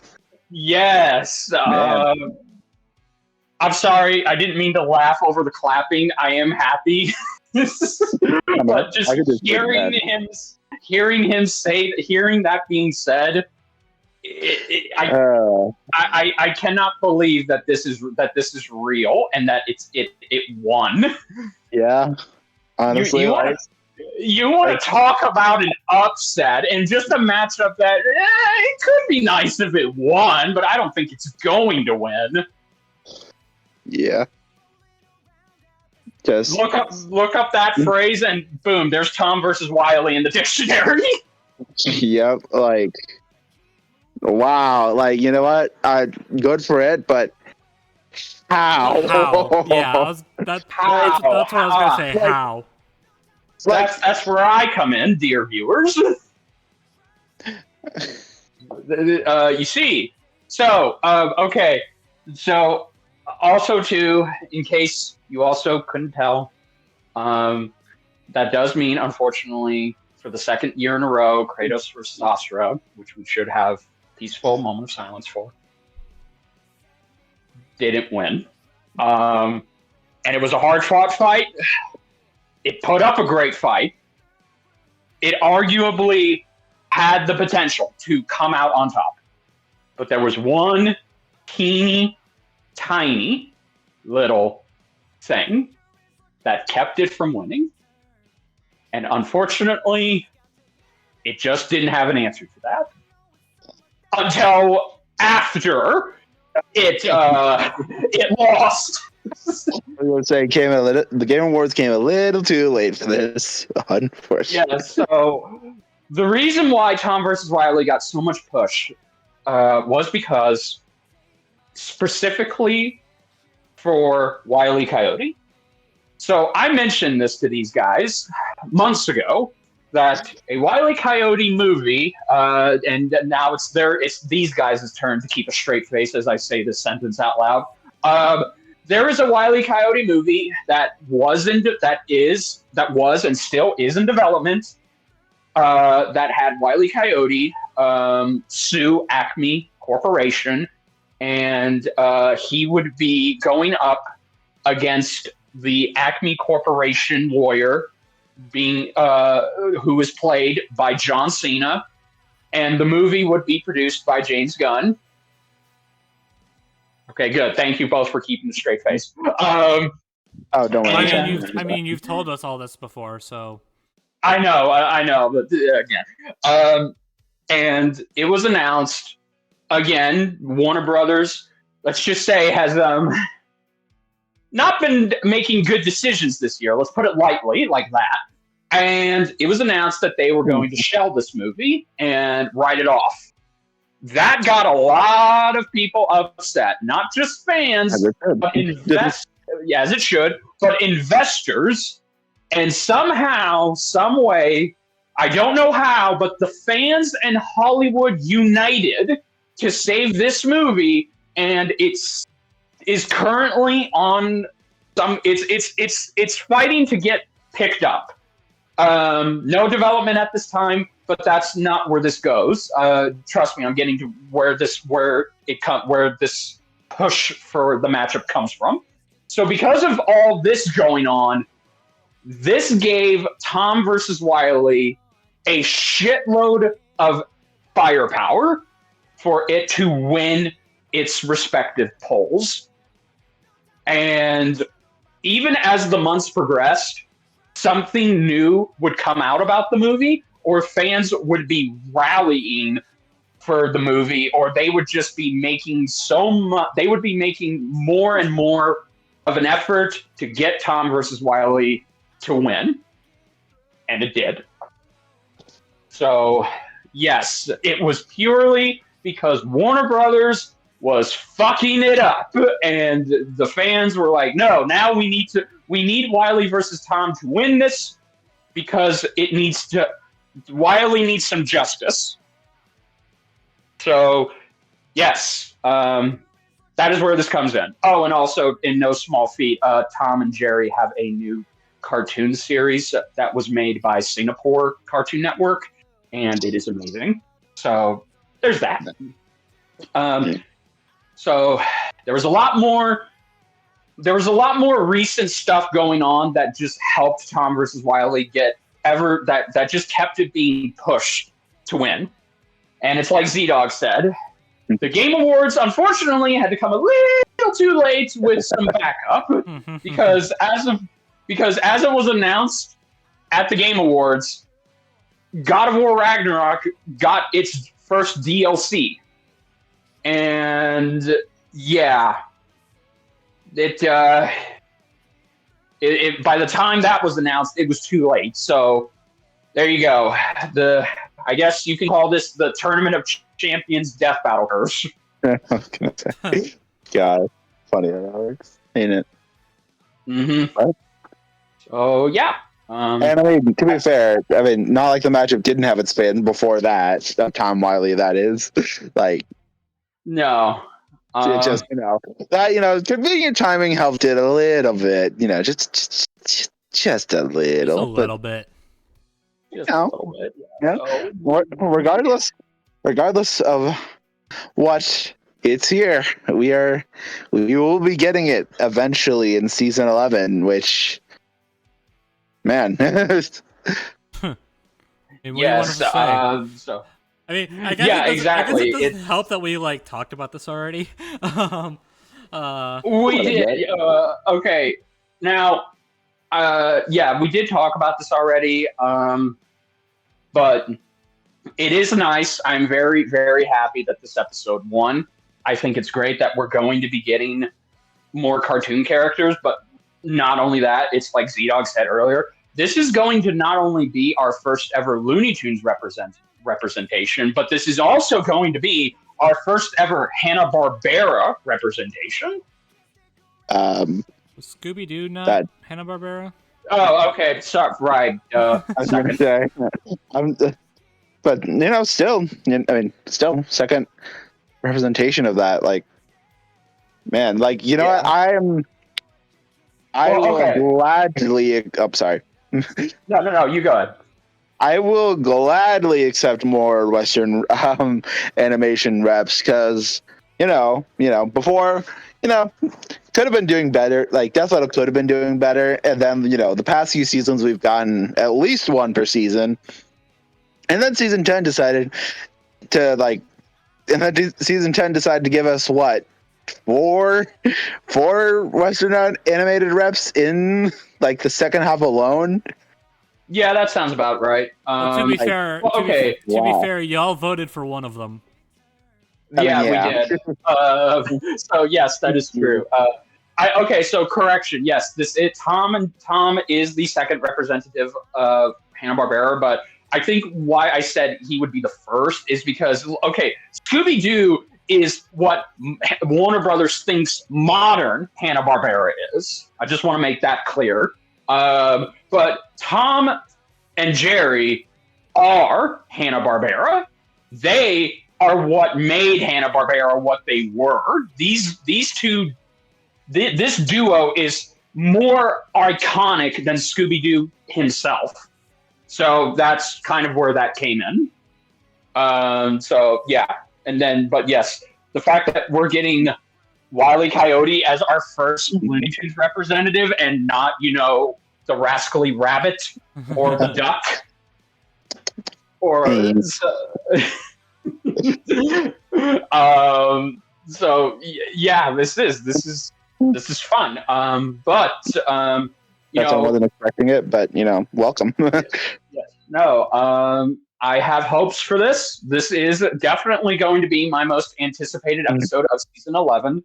Now, whether or not it's going to live up to the hype, I think it's best we wait and save that for the actual episode to discuss things like that, because there's a lot of pressure on this episode now that it's won, and I kind of feel bad for the whole crew because now essentially everybody is under the impression that this has to be, Bill versus Discord levels of production and writing. And then, you add on Scooby-Doo versus Courage on there. I was going to say Scooby-Doo versus Courage. Because I remember when that episode came out, didn't that episode come out while Wiley versus Tom was, in the run during, week 9 of the tournament? Yes. Yes. Okay. Thank you. That's another thing. That's 3 things. That was 3 things in Tom versus Wiley's favor that pushed it so far. So yes, thank you, bro. But I just remember when that was coming out. After Scooby Courage came out, a lot of people were like, "Man, did you see how good that episode was? We could get it again." If you vote for Wiley versus Tom, I'm like, no, man, please don't do that.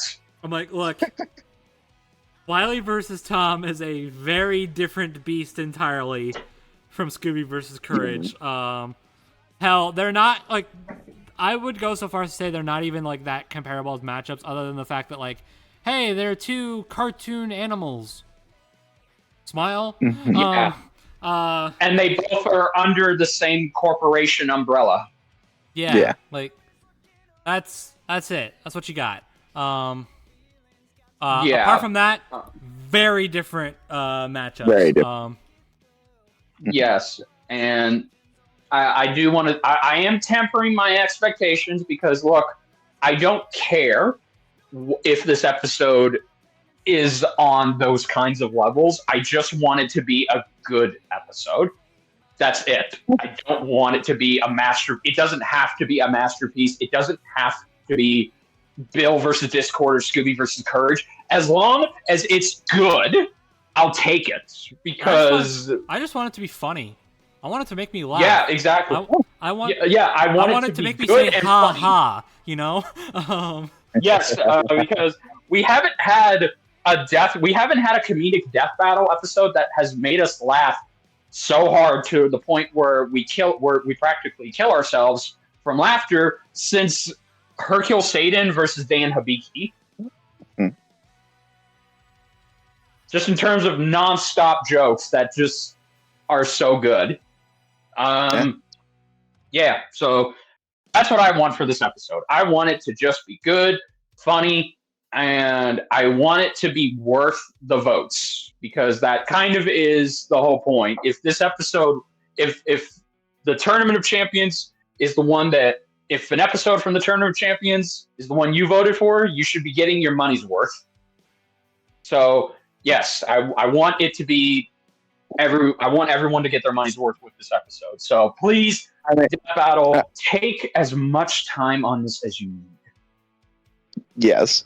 I mean, to be fair, like I know we shouldn't be comparing them too much, but like with how good Bill versus Discord is, I mean, the team's got it for sure. Yeah. I have full faith in the team after seeing how the two Champions episodes came out this year. So. Yeah. Yeah. So yes, they definitely know what they're doing. Agreed. Yes, and I do hope that I just hope this episode does good. I hope this episode gets on trending. I hope it gets 1 million views or maybe 2 million views. I feel like it's gonna be like, because like, who doesn't know Looney Tunes and Tom and Jerry? Like, come on. Yeah, really. I mean, this is true. Like, it's two of like the most like okay, maybe that's saying a lot, but like it's two of the most iconic animation things, like, and like two of the oldest ones. Like, yes, exactly. It's gonna do good in that. So. Agreed. Yes, and again, Tom and Jerry have made a resurgence lately. They have been making more of a comeback. Thank God. Maybe because Warner Brothers stopped and remembered. Oh, that's right. We have more characters from the Hanna-Barbera lineup than just Scooby-Doo, don't we? Okay, cool. Hey, let's dust off Tom and Jerry. And I am happy that Wile E. Coyote, that the fans are still fighting for his film. And I hope it does get picked up. I hope it gets released because I think that's going to help this episode too. If and when it gets picked up. I feel like that could help this episode synergy-wise. So yes, And who knows if this episode does good? Just saying, if it does good, then Bugs Bunny versus Mickey Mouse. Yeah, exactly. Bugs Bunny versus Mickey Mouse won't be too far off. Yeah, maybe. Yeah, so Warner Brothers, give Death Battle your love and your blessing, and also maybe fix your shit and just give somebody the damn Wile E. Coyote versus Acme movie for God's sakes, fucking greedy bastards.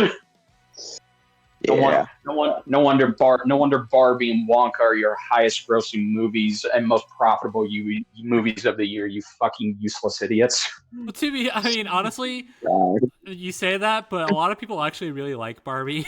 So, Yeah, that's really good thing about it. I like Barbie too, and I love Wonka. But I'm just saying, it's no wonder you only have 2 movies that made a profit for you this year. What does that tell you? Gosh. Anyway, yeah. There is one thing that because I feel like I've seen something about this in another server, but there is admittedly one worry I have about this episode, and the results. I don't know. It does have to do with the results. Yeah. And listen, I'm sure DJ might have said something, or one of the team members might have said something about this elsewhere. I don't know.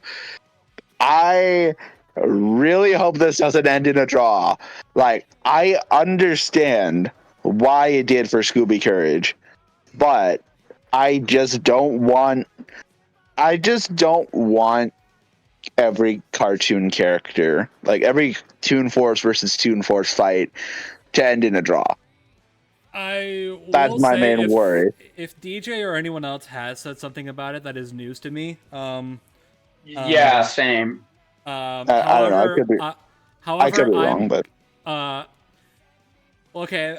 I admit to not being like a total expert on either character, and I have done like I have like dived in a little bit on like discussions on this one. I guess we're getting into like preliminary guesses because this isn't like a. We think this. Yeah, this isn't a prediction. Yeah, this isn't a prediction. Yeah. This is more like like I said, a preliminary guess. Consensus right now is leaning Tom. Yes, I have like Brobuscus. Okay, I'm not experts of these characters. I am fans of these characters, and for Tom, I can be somewhat considered an expert because I have seen almost every Tom and Jerry thing that is out there, very much like Scooby-Doo. So yeah. I can say with positivity that the main consensus is yes, if you want to break it down into physical stats, then for some of them, and if you want to end inventions and in terms of ingenuity and intelligence and, experience, Tom does win, but there's that little problem with durability. Just that little problem with durability that kind of puts this episode's outcome in a potential draw. I mean, I'm gonna say right now that I don't think it's gonna end in a draw.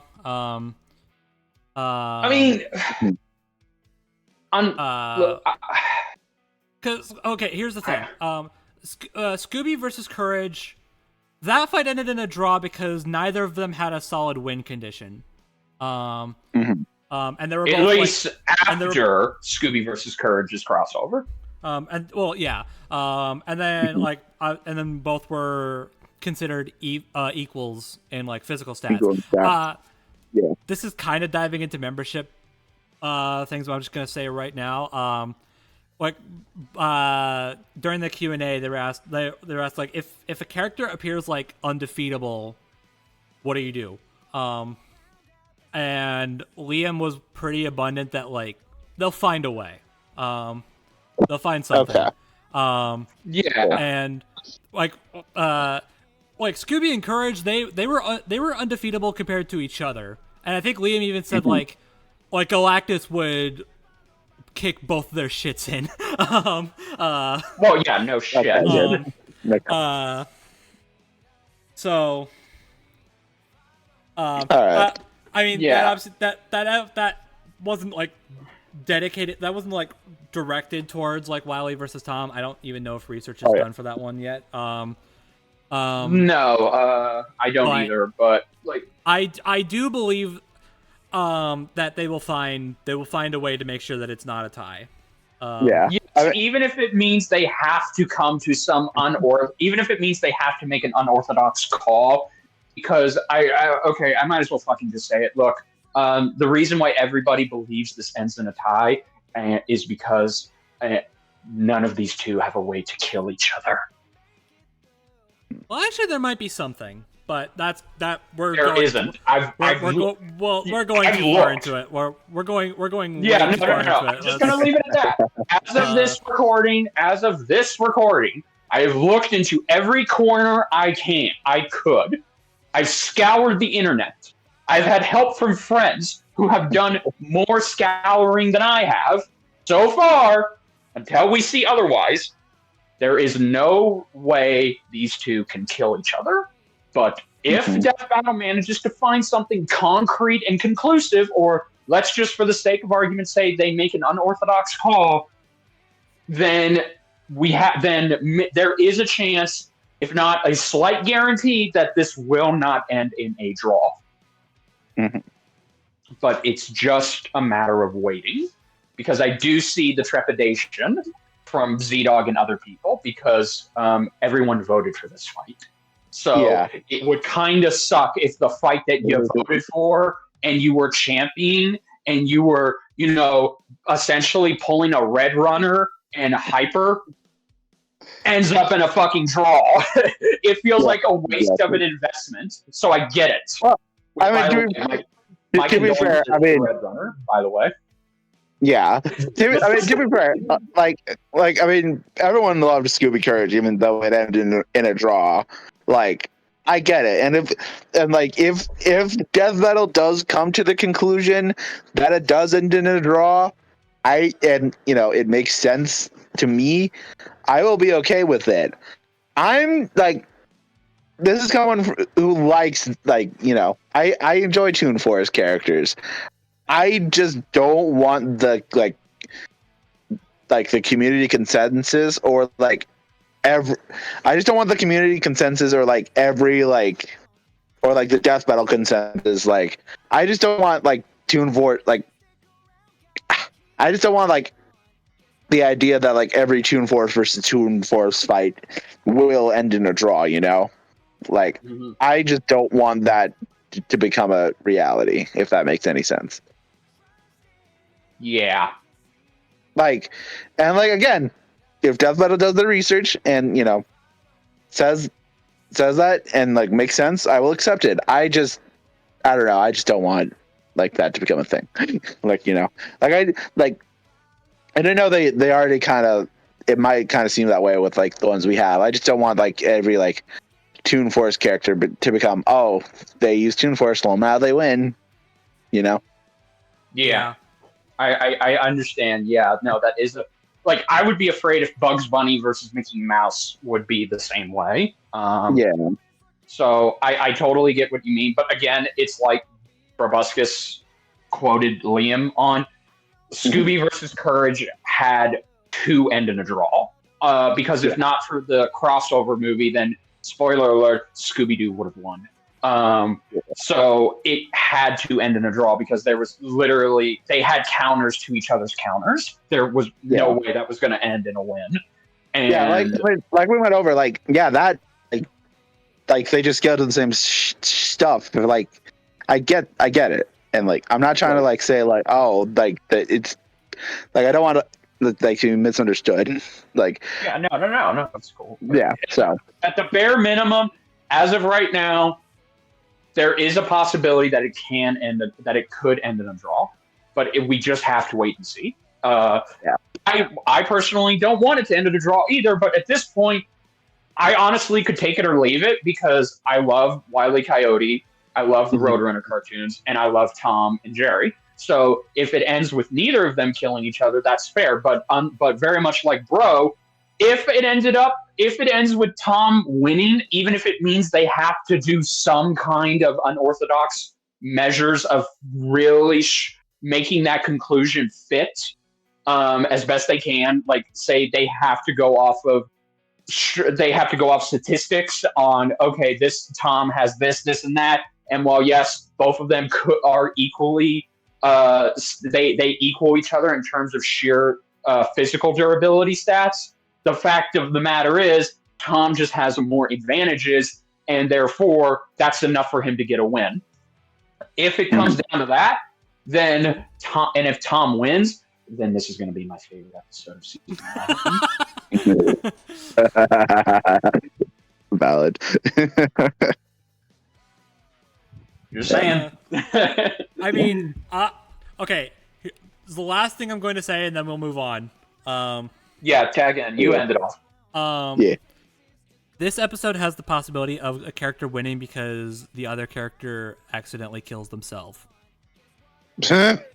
There you go. Anyways, and with that, that's a good way to end it. Yeah. And with that, we are moving on. Like, to be continued. We'll see. Yeah. We'll see you guys in 2024 when future us talk about this episode for our predictions and who we think is going to win and what new info has been gathered and all that. So we'll see you in 2024 for when we talk about this episode.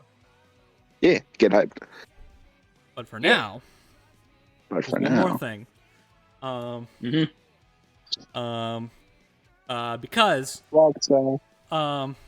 as the end of the season is here, so too comes the end of the official prediction blogs for this year. However, as per tradition at this point, I guess, Death Metal might be taking a break, but there's no breaks here at G1.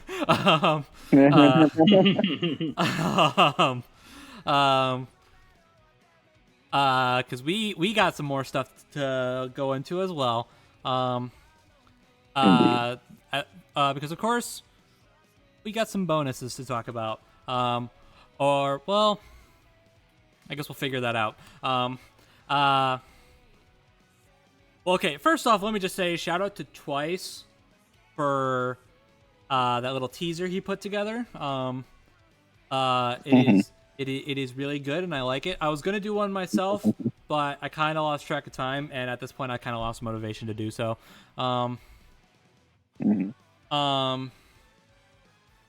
Plus, at this point, it's already out, so who cares? But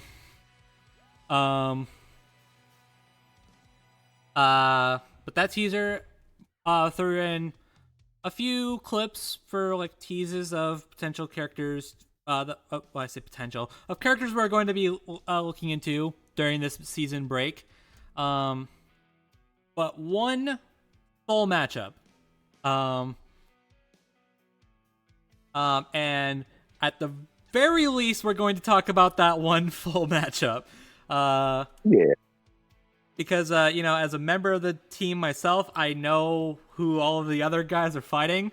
So if we did talk, I don't know. I don't care, but but if we are going to talk about the other guys, I can't really say much because I know who they're fighting. Yeah. Fair enough.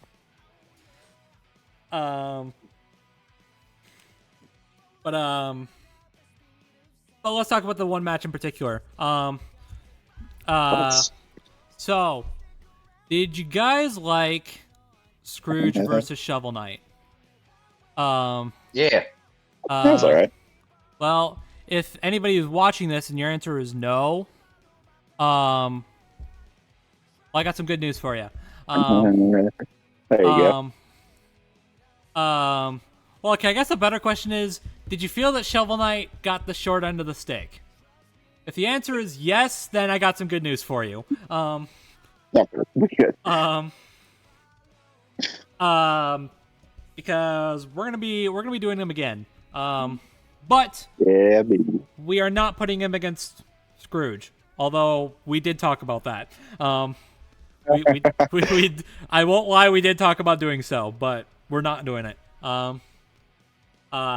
Instead, we are going to be covering, let's be real at this point, Shovel Knight's most popular opponent. this was the case Yeah. when he got his episode, and it's at this point it's probably still the case now. I don't really know where I'm going with this. I'm talking about Shantae. We're doing Shovel Knight versus Shantae. Yeah, baby.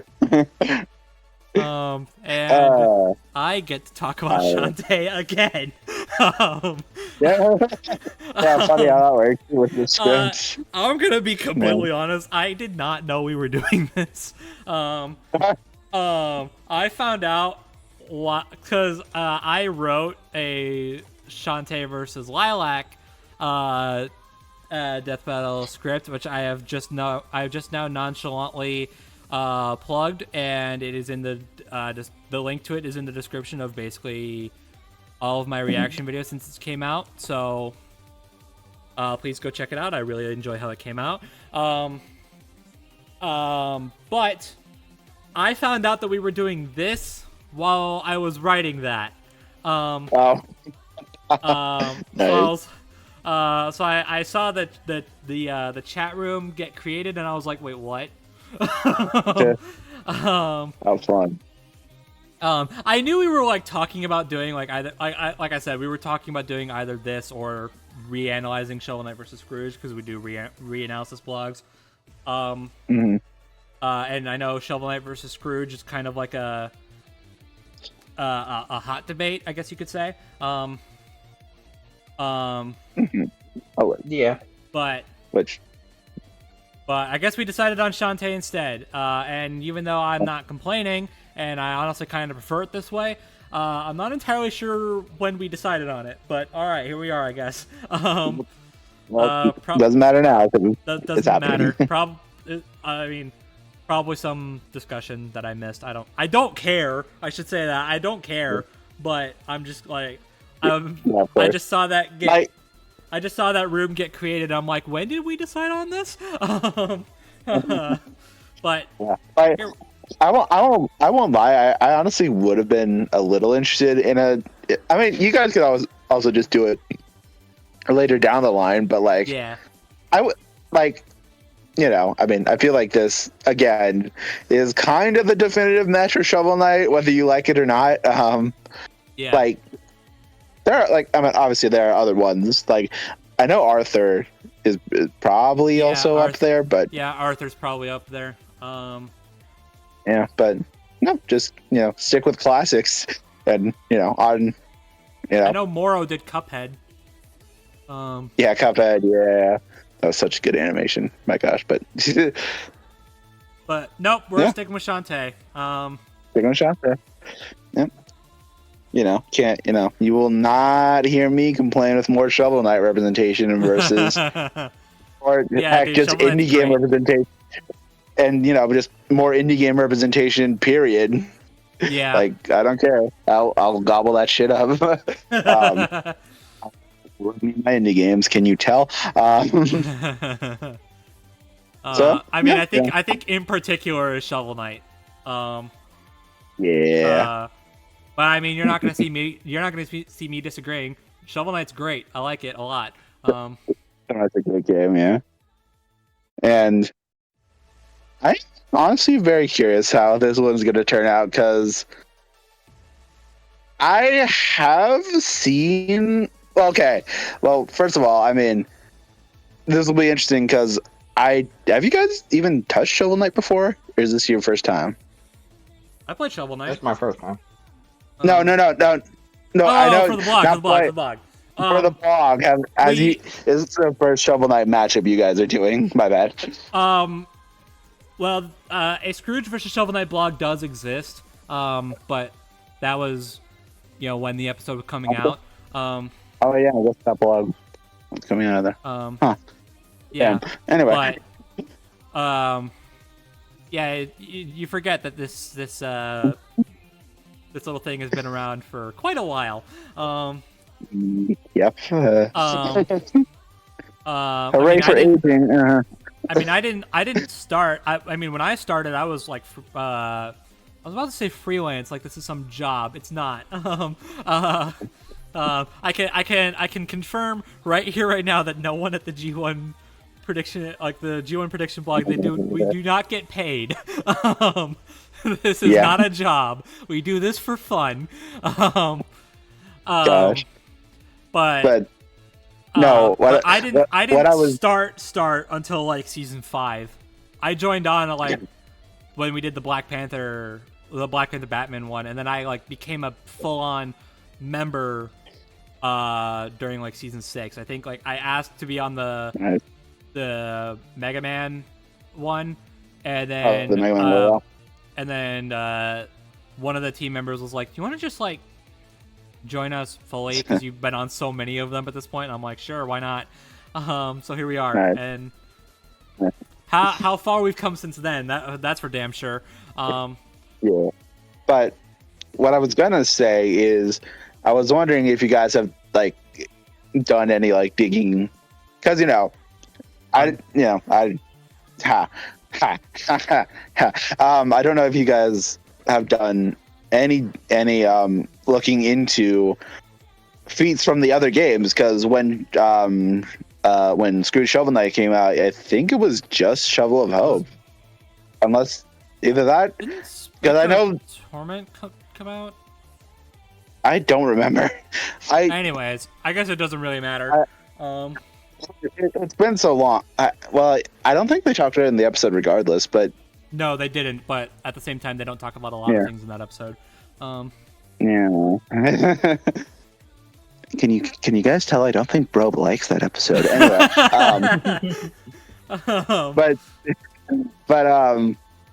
I have my grievances. Yeah, I was gonna say,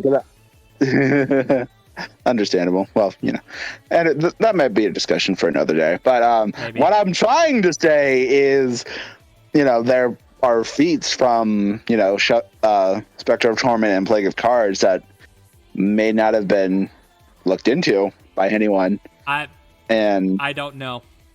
I know. I remember. I think King of Cards. Well, okay, the ones in King of Cards might. No, I know King Knight. Some of the things in that are a bit iffy. So gonna be interesting to see how you guys look at that. Oh, and also I forgot about Shovel Knight Dig. Yeah, okay, I will say Shovel Knight Dig had not come out. Yeah, that's for damn sure. So I need to play that game. I haven't heard much about it, but sorry. I have not heard anything about Shovel Knight Dig.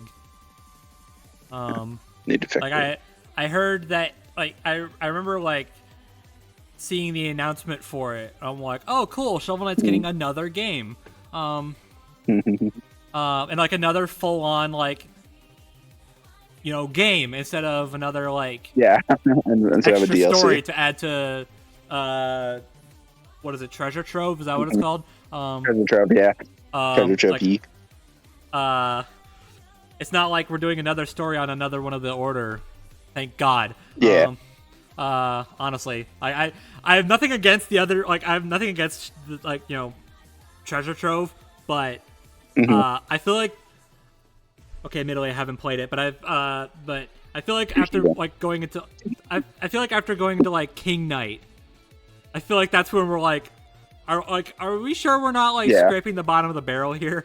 I mean, I can understand that. Again, I say that having not played it's King of Cards, right? King of Cards, yeah. Yeah, I say that having not played it, but yeah. Anyway, for all I know, it turns out as far as I know, it turns out King of Cards is the best thing in that collection. I don't know. I've obviously played Shovel of Hope. I played Spectre of Torment. I tried playing Plague of Shadows, and I just cannot get into how Plague Knight controls. Valid. And then after that, I had not at that point King of Cards hadn't come out yet, and at that point I just I don't know. I was about to say I fell off of Shovel Knight, but that's not really true. I just hadn't played it in a while. I still really like the game. It's still a really good game. I haven't played it in years. Fair enough. Where compared to me, where I literally replayed some of the game for just to get the challenges on the Switch. I replayed some of the story recently for the second time, where I already beat it on the Wii U, most of it on the Wii U. So yeah, I really like the game. It's can you tell? But no, I'm just wondering like what like more Shovel Knight feats could be found, because I don't know. I mean, the last thing I mean, it's not really a big feat. It's just kind of something that I'm like, oh, holy shit, that's like visually impressive anyway. Like it was Spectre of Torment. Like Spectre Knight just straight up cuts cannonballs in half. Oh yeah, cut through cannonballs and not the Hollow Knight Seiji. I'm like, oh, holy shit, okay. So raw. Yeah, I guess it's more like raw than impressive. Yeah, still decently impressive, to be fair. I mean, it's decently impressive, but compared to like every other feat in Shovel Knight, like that's small potatoes. Yeah. Oh yeah. I get you. Yeah. In case you don't know, Shovel Knight gets freaking bonkers. And I love it. I mean, we're not gonna count it because obviously, but like you don't go through like crossing over with like the Battletoads and Kratos and not be a bonkers game. Yeah, exactly.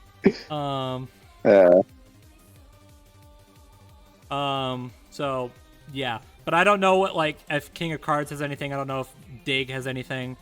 At that point, I have like lost track of versus debating for Shovel Knight. That's fair.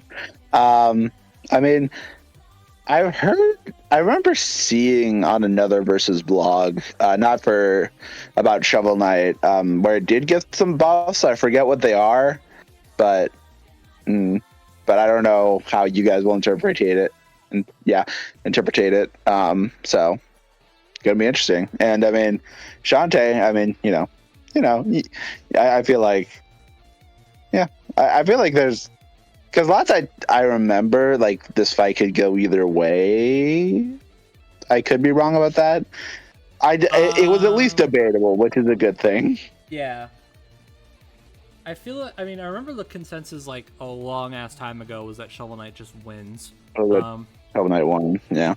I don't know if that holds up, but then again, I know Shantae hasn't, like, been, like, properly researched in a long-ass time, so, I almost don't want to bring it up because I feel like it's bragging, but like I've basically done everything on Shantae. There we go. We didn't open up this blog until after Galactus vs. Unicron come out. So like it's open like right now. Like we're working on it right now, but I specifically requested that like that nobody touch Shantae until I get everything, because I had my own. I don't know if I'll ever upload it, but I do have my own like Shantae versus Lilac blog format, like written out. I don't have any links inserted or anything, and I don't have any calcs. But I do have like a formatted Shantae versus Lilac blog, quote unquote. I just have never uploaded it because I don't know. I'm not like super confident in it. But I don't know. Maybe this will give me the push. Like maybe you know that's what I'll do. I'll upload it. I'll be like, I mean, if you want to see who won this, then go read my script. But if you want to like have this as like a precursor, like how powerful is Shantae? That's, if nothing else, a starting point for Yeah, there you go. So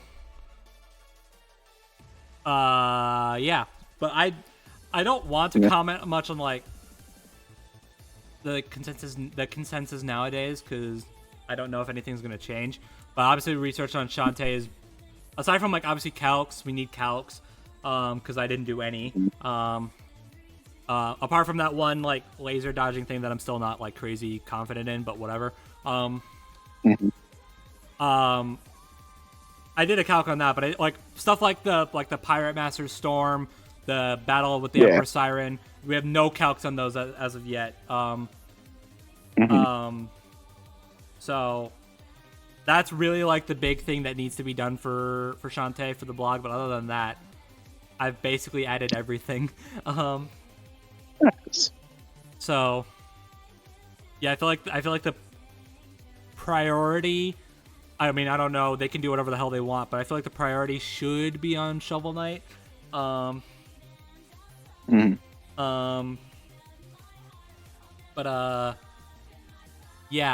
Honestly, if you had asked me this, like, if you had asked me who I wanted to win before I did the script, I would have said Shovel Knight easy because of the two, I've actually played his game.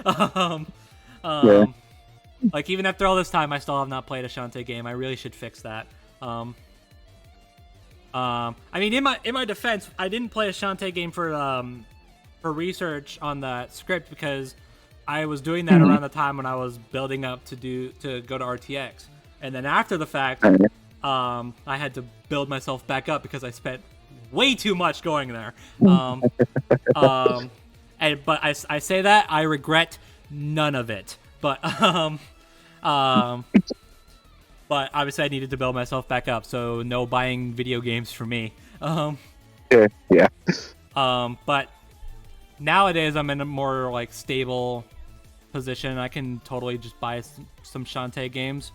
I just haven't. There you go. I guess I should fix that.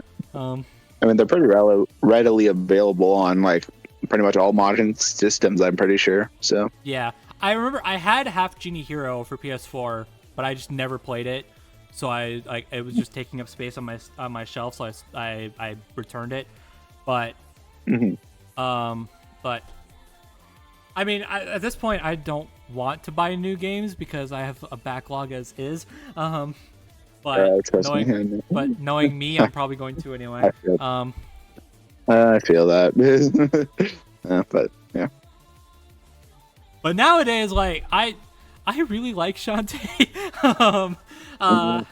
I've grown to like really love her as a character. I think I still kind of want Shovel Knight to win, partly because as if I didn't allude to it enough earlier, I don't really feel like Shovel Knight was handled very well in his actual episode.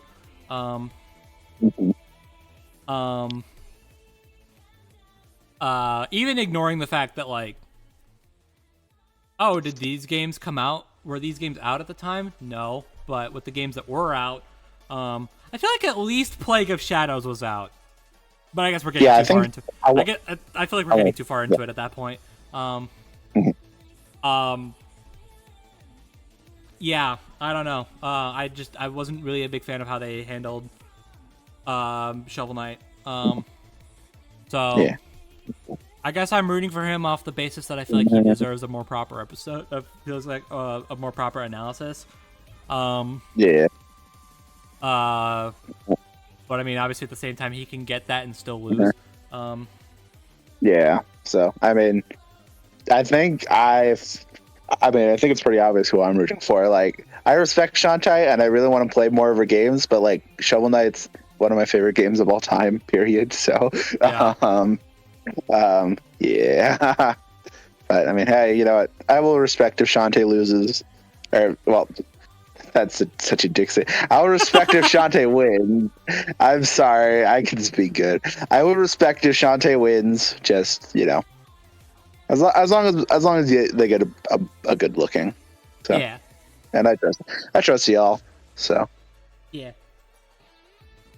Yeah, I mean, also I know this isn't the official team, but Death Battle, normalize indie game matchups. There's no reason not to. Just saying. Okay. I mean, I agree with that. Yeah. Can we actually give Shantae an episode? Yeah, give Shantae an episode. Give Shovel Knight an episode. Give not every indie game, but give indie games more showcase. And just saying, if you guys want another Shovel Knight matchup, Marie Corbell versus either the Enchantress or Spectre Knights, right there. Anyway. No bias, I swear. Anyway. No, definitely not. All right.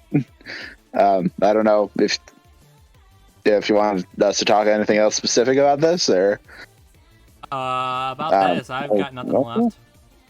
I guess I should ask. Are you guys gonna do what you did last break, where there's gonna be a fight script, or no? For this one, I don't think so. But I have no idea. Okay. Fair. I mean, for the fight scripts, I mean, Speedy basically did all of that. Alrighty. So, Good. I mean, I guess that's really just up to him. I don't know. I mean, I personally don't care one way or the other. That's fair. I just thought I'd ask.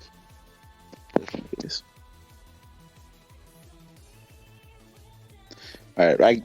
I really wish I could talk about the other ones, but I mean, you already know what it is, and there's really not point for me to speculate.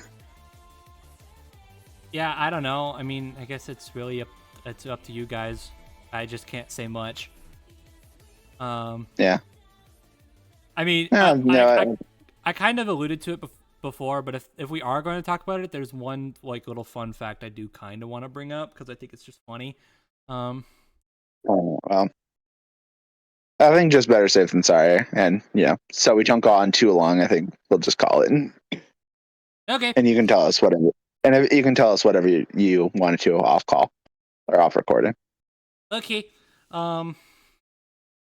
And with that, we're done for the. Well, okay, we're not, but we're done with season discussions for the main ones for this year.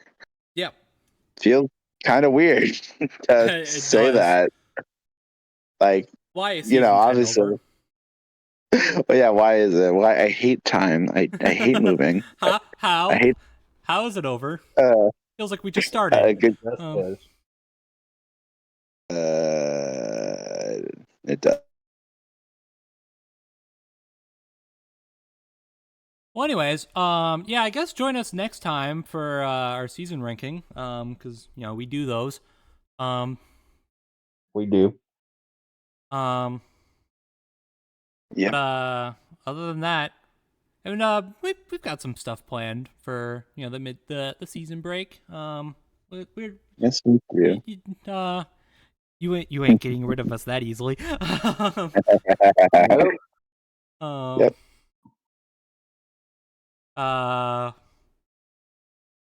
It'll be fun. I'm looking forward to seeing what we got. Yeah. Me too. But for now, I think we're done. Yes, we are. Yes, we are. And I guess I'll get this because no better. Well, I guess we could do it at the end of what's next, but still, I just want to say to all of those who have been watching us for these years and this year and also the past years, thank you. We appreciate you all that managed to stick with us in our silly discussions. And I guess to you two. I know I did this at the end of the season 8, but still, it's been really fun doing these with you guys for this long. Honestly, feels kind of weird considering how far we've come. I know. With these. Man, so dude, it is weird. I'm just like remembering, like I came up with this, like the idea of doing this podcast is like just a fun little thing between me and two of my like real life friends. As like it could be kind of fun. And we did that. God, throwback. We did that freaking Lara versus Nathan thing together. Because I was just like, immediately I was all right, I'm gonna stop beating around the bush. I was stupid. I was debating in my head like who actually wins between Lara Croft and Nathan Drake, because I'm an idiot. Or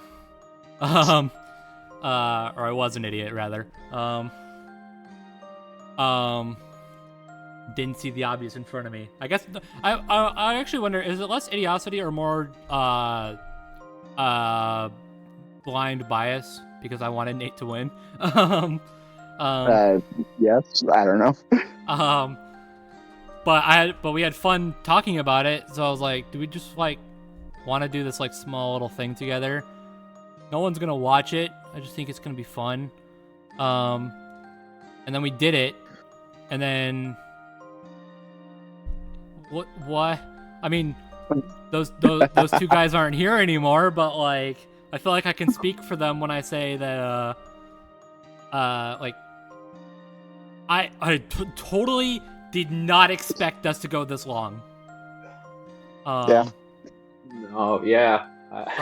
I was brought on after 2 Death Battle podcasts, and y'all took me in, and I joined y'all at the end of season 7 and season 8. So technically, I've been on with y'all for 3 seasons. Mm-hmm. About 4, going on 4 now. Going on 4. Like, yeah, and then I just came on just because I didn't know any better. And like, hey, I know this. I want to be a part of this. And then, I did. Yeah. Gosh. I mean, we started this back in we started this in like literally the start of season 4. Our discussion on Lara versus Nathan was our first episode. Yeah. And now here we are. We are recording let me just check, make sure I don't say anything wrong.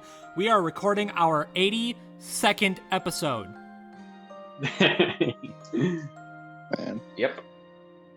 As well as a bunch of other, rankings that didn't count for some reason. But anyways, we're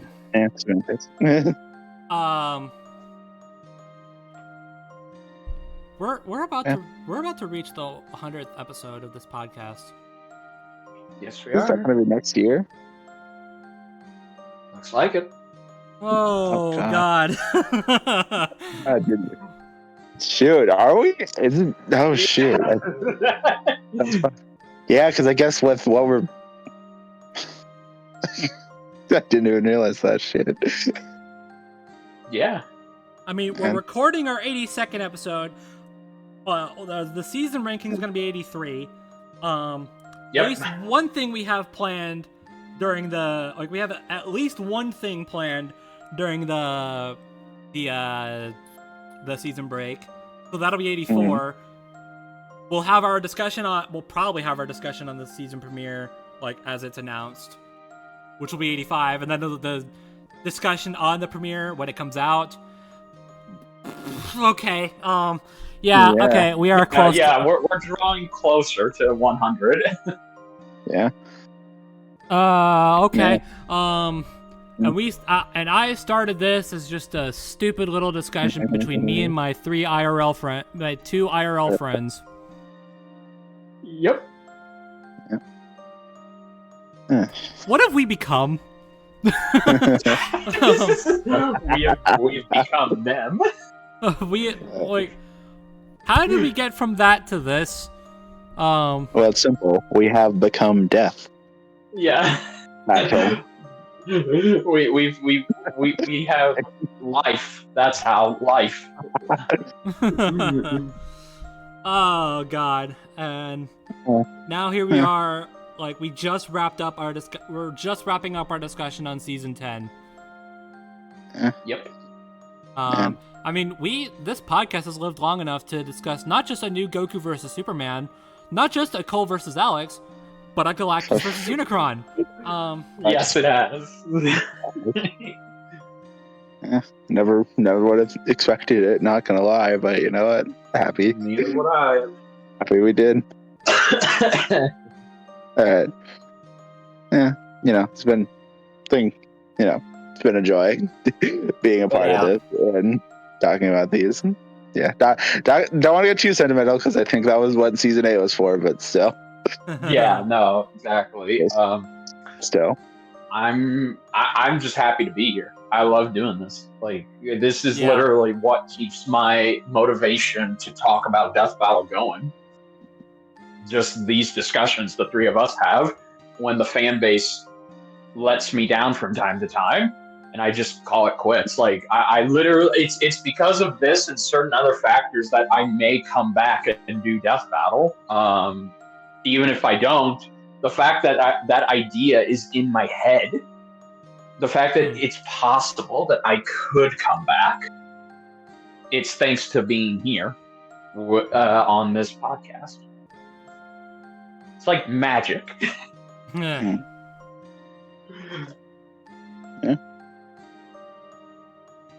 Well, but okay. Guess we're gonna wrap up for today. Yep. Yes, we are. Yes, we are. So with that, well, hope you enjoyed Galactus versus Unicron. If you didn't, I am really sorry to hear that, but also I guess how. Did you vote for Wily versus Tom? And if you did, then are you excited that it won?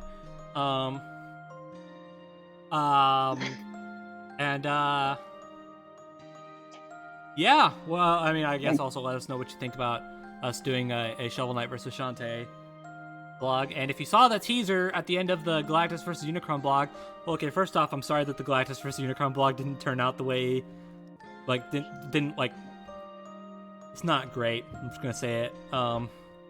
It's not our greatest blog. Everybody had like a lot of shit going on at the time. You know, finals are a thing. In case you don't remember. Yeah.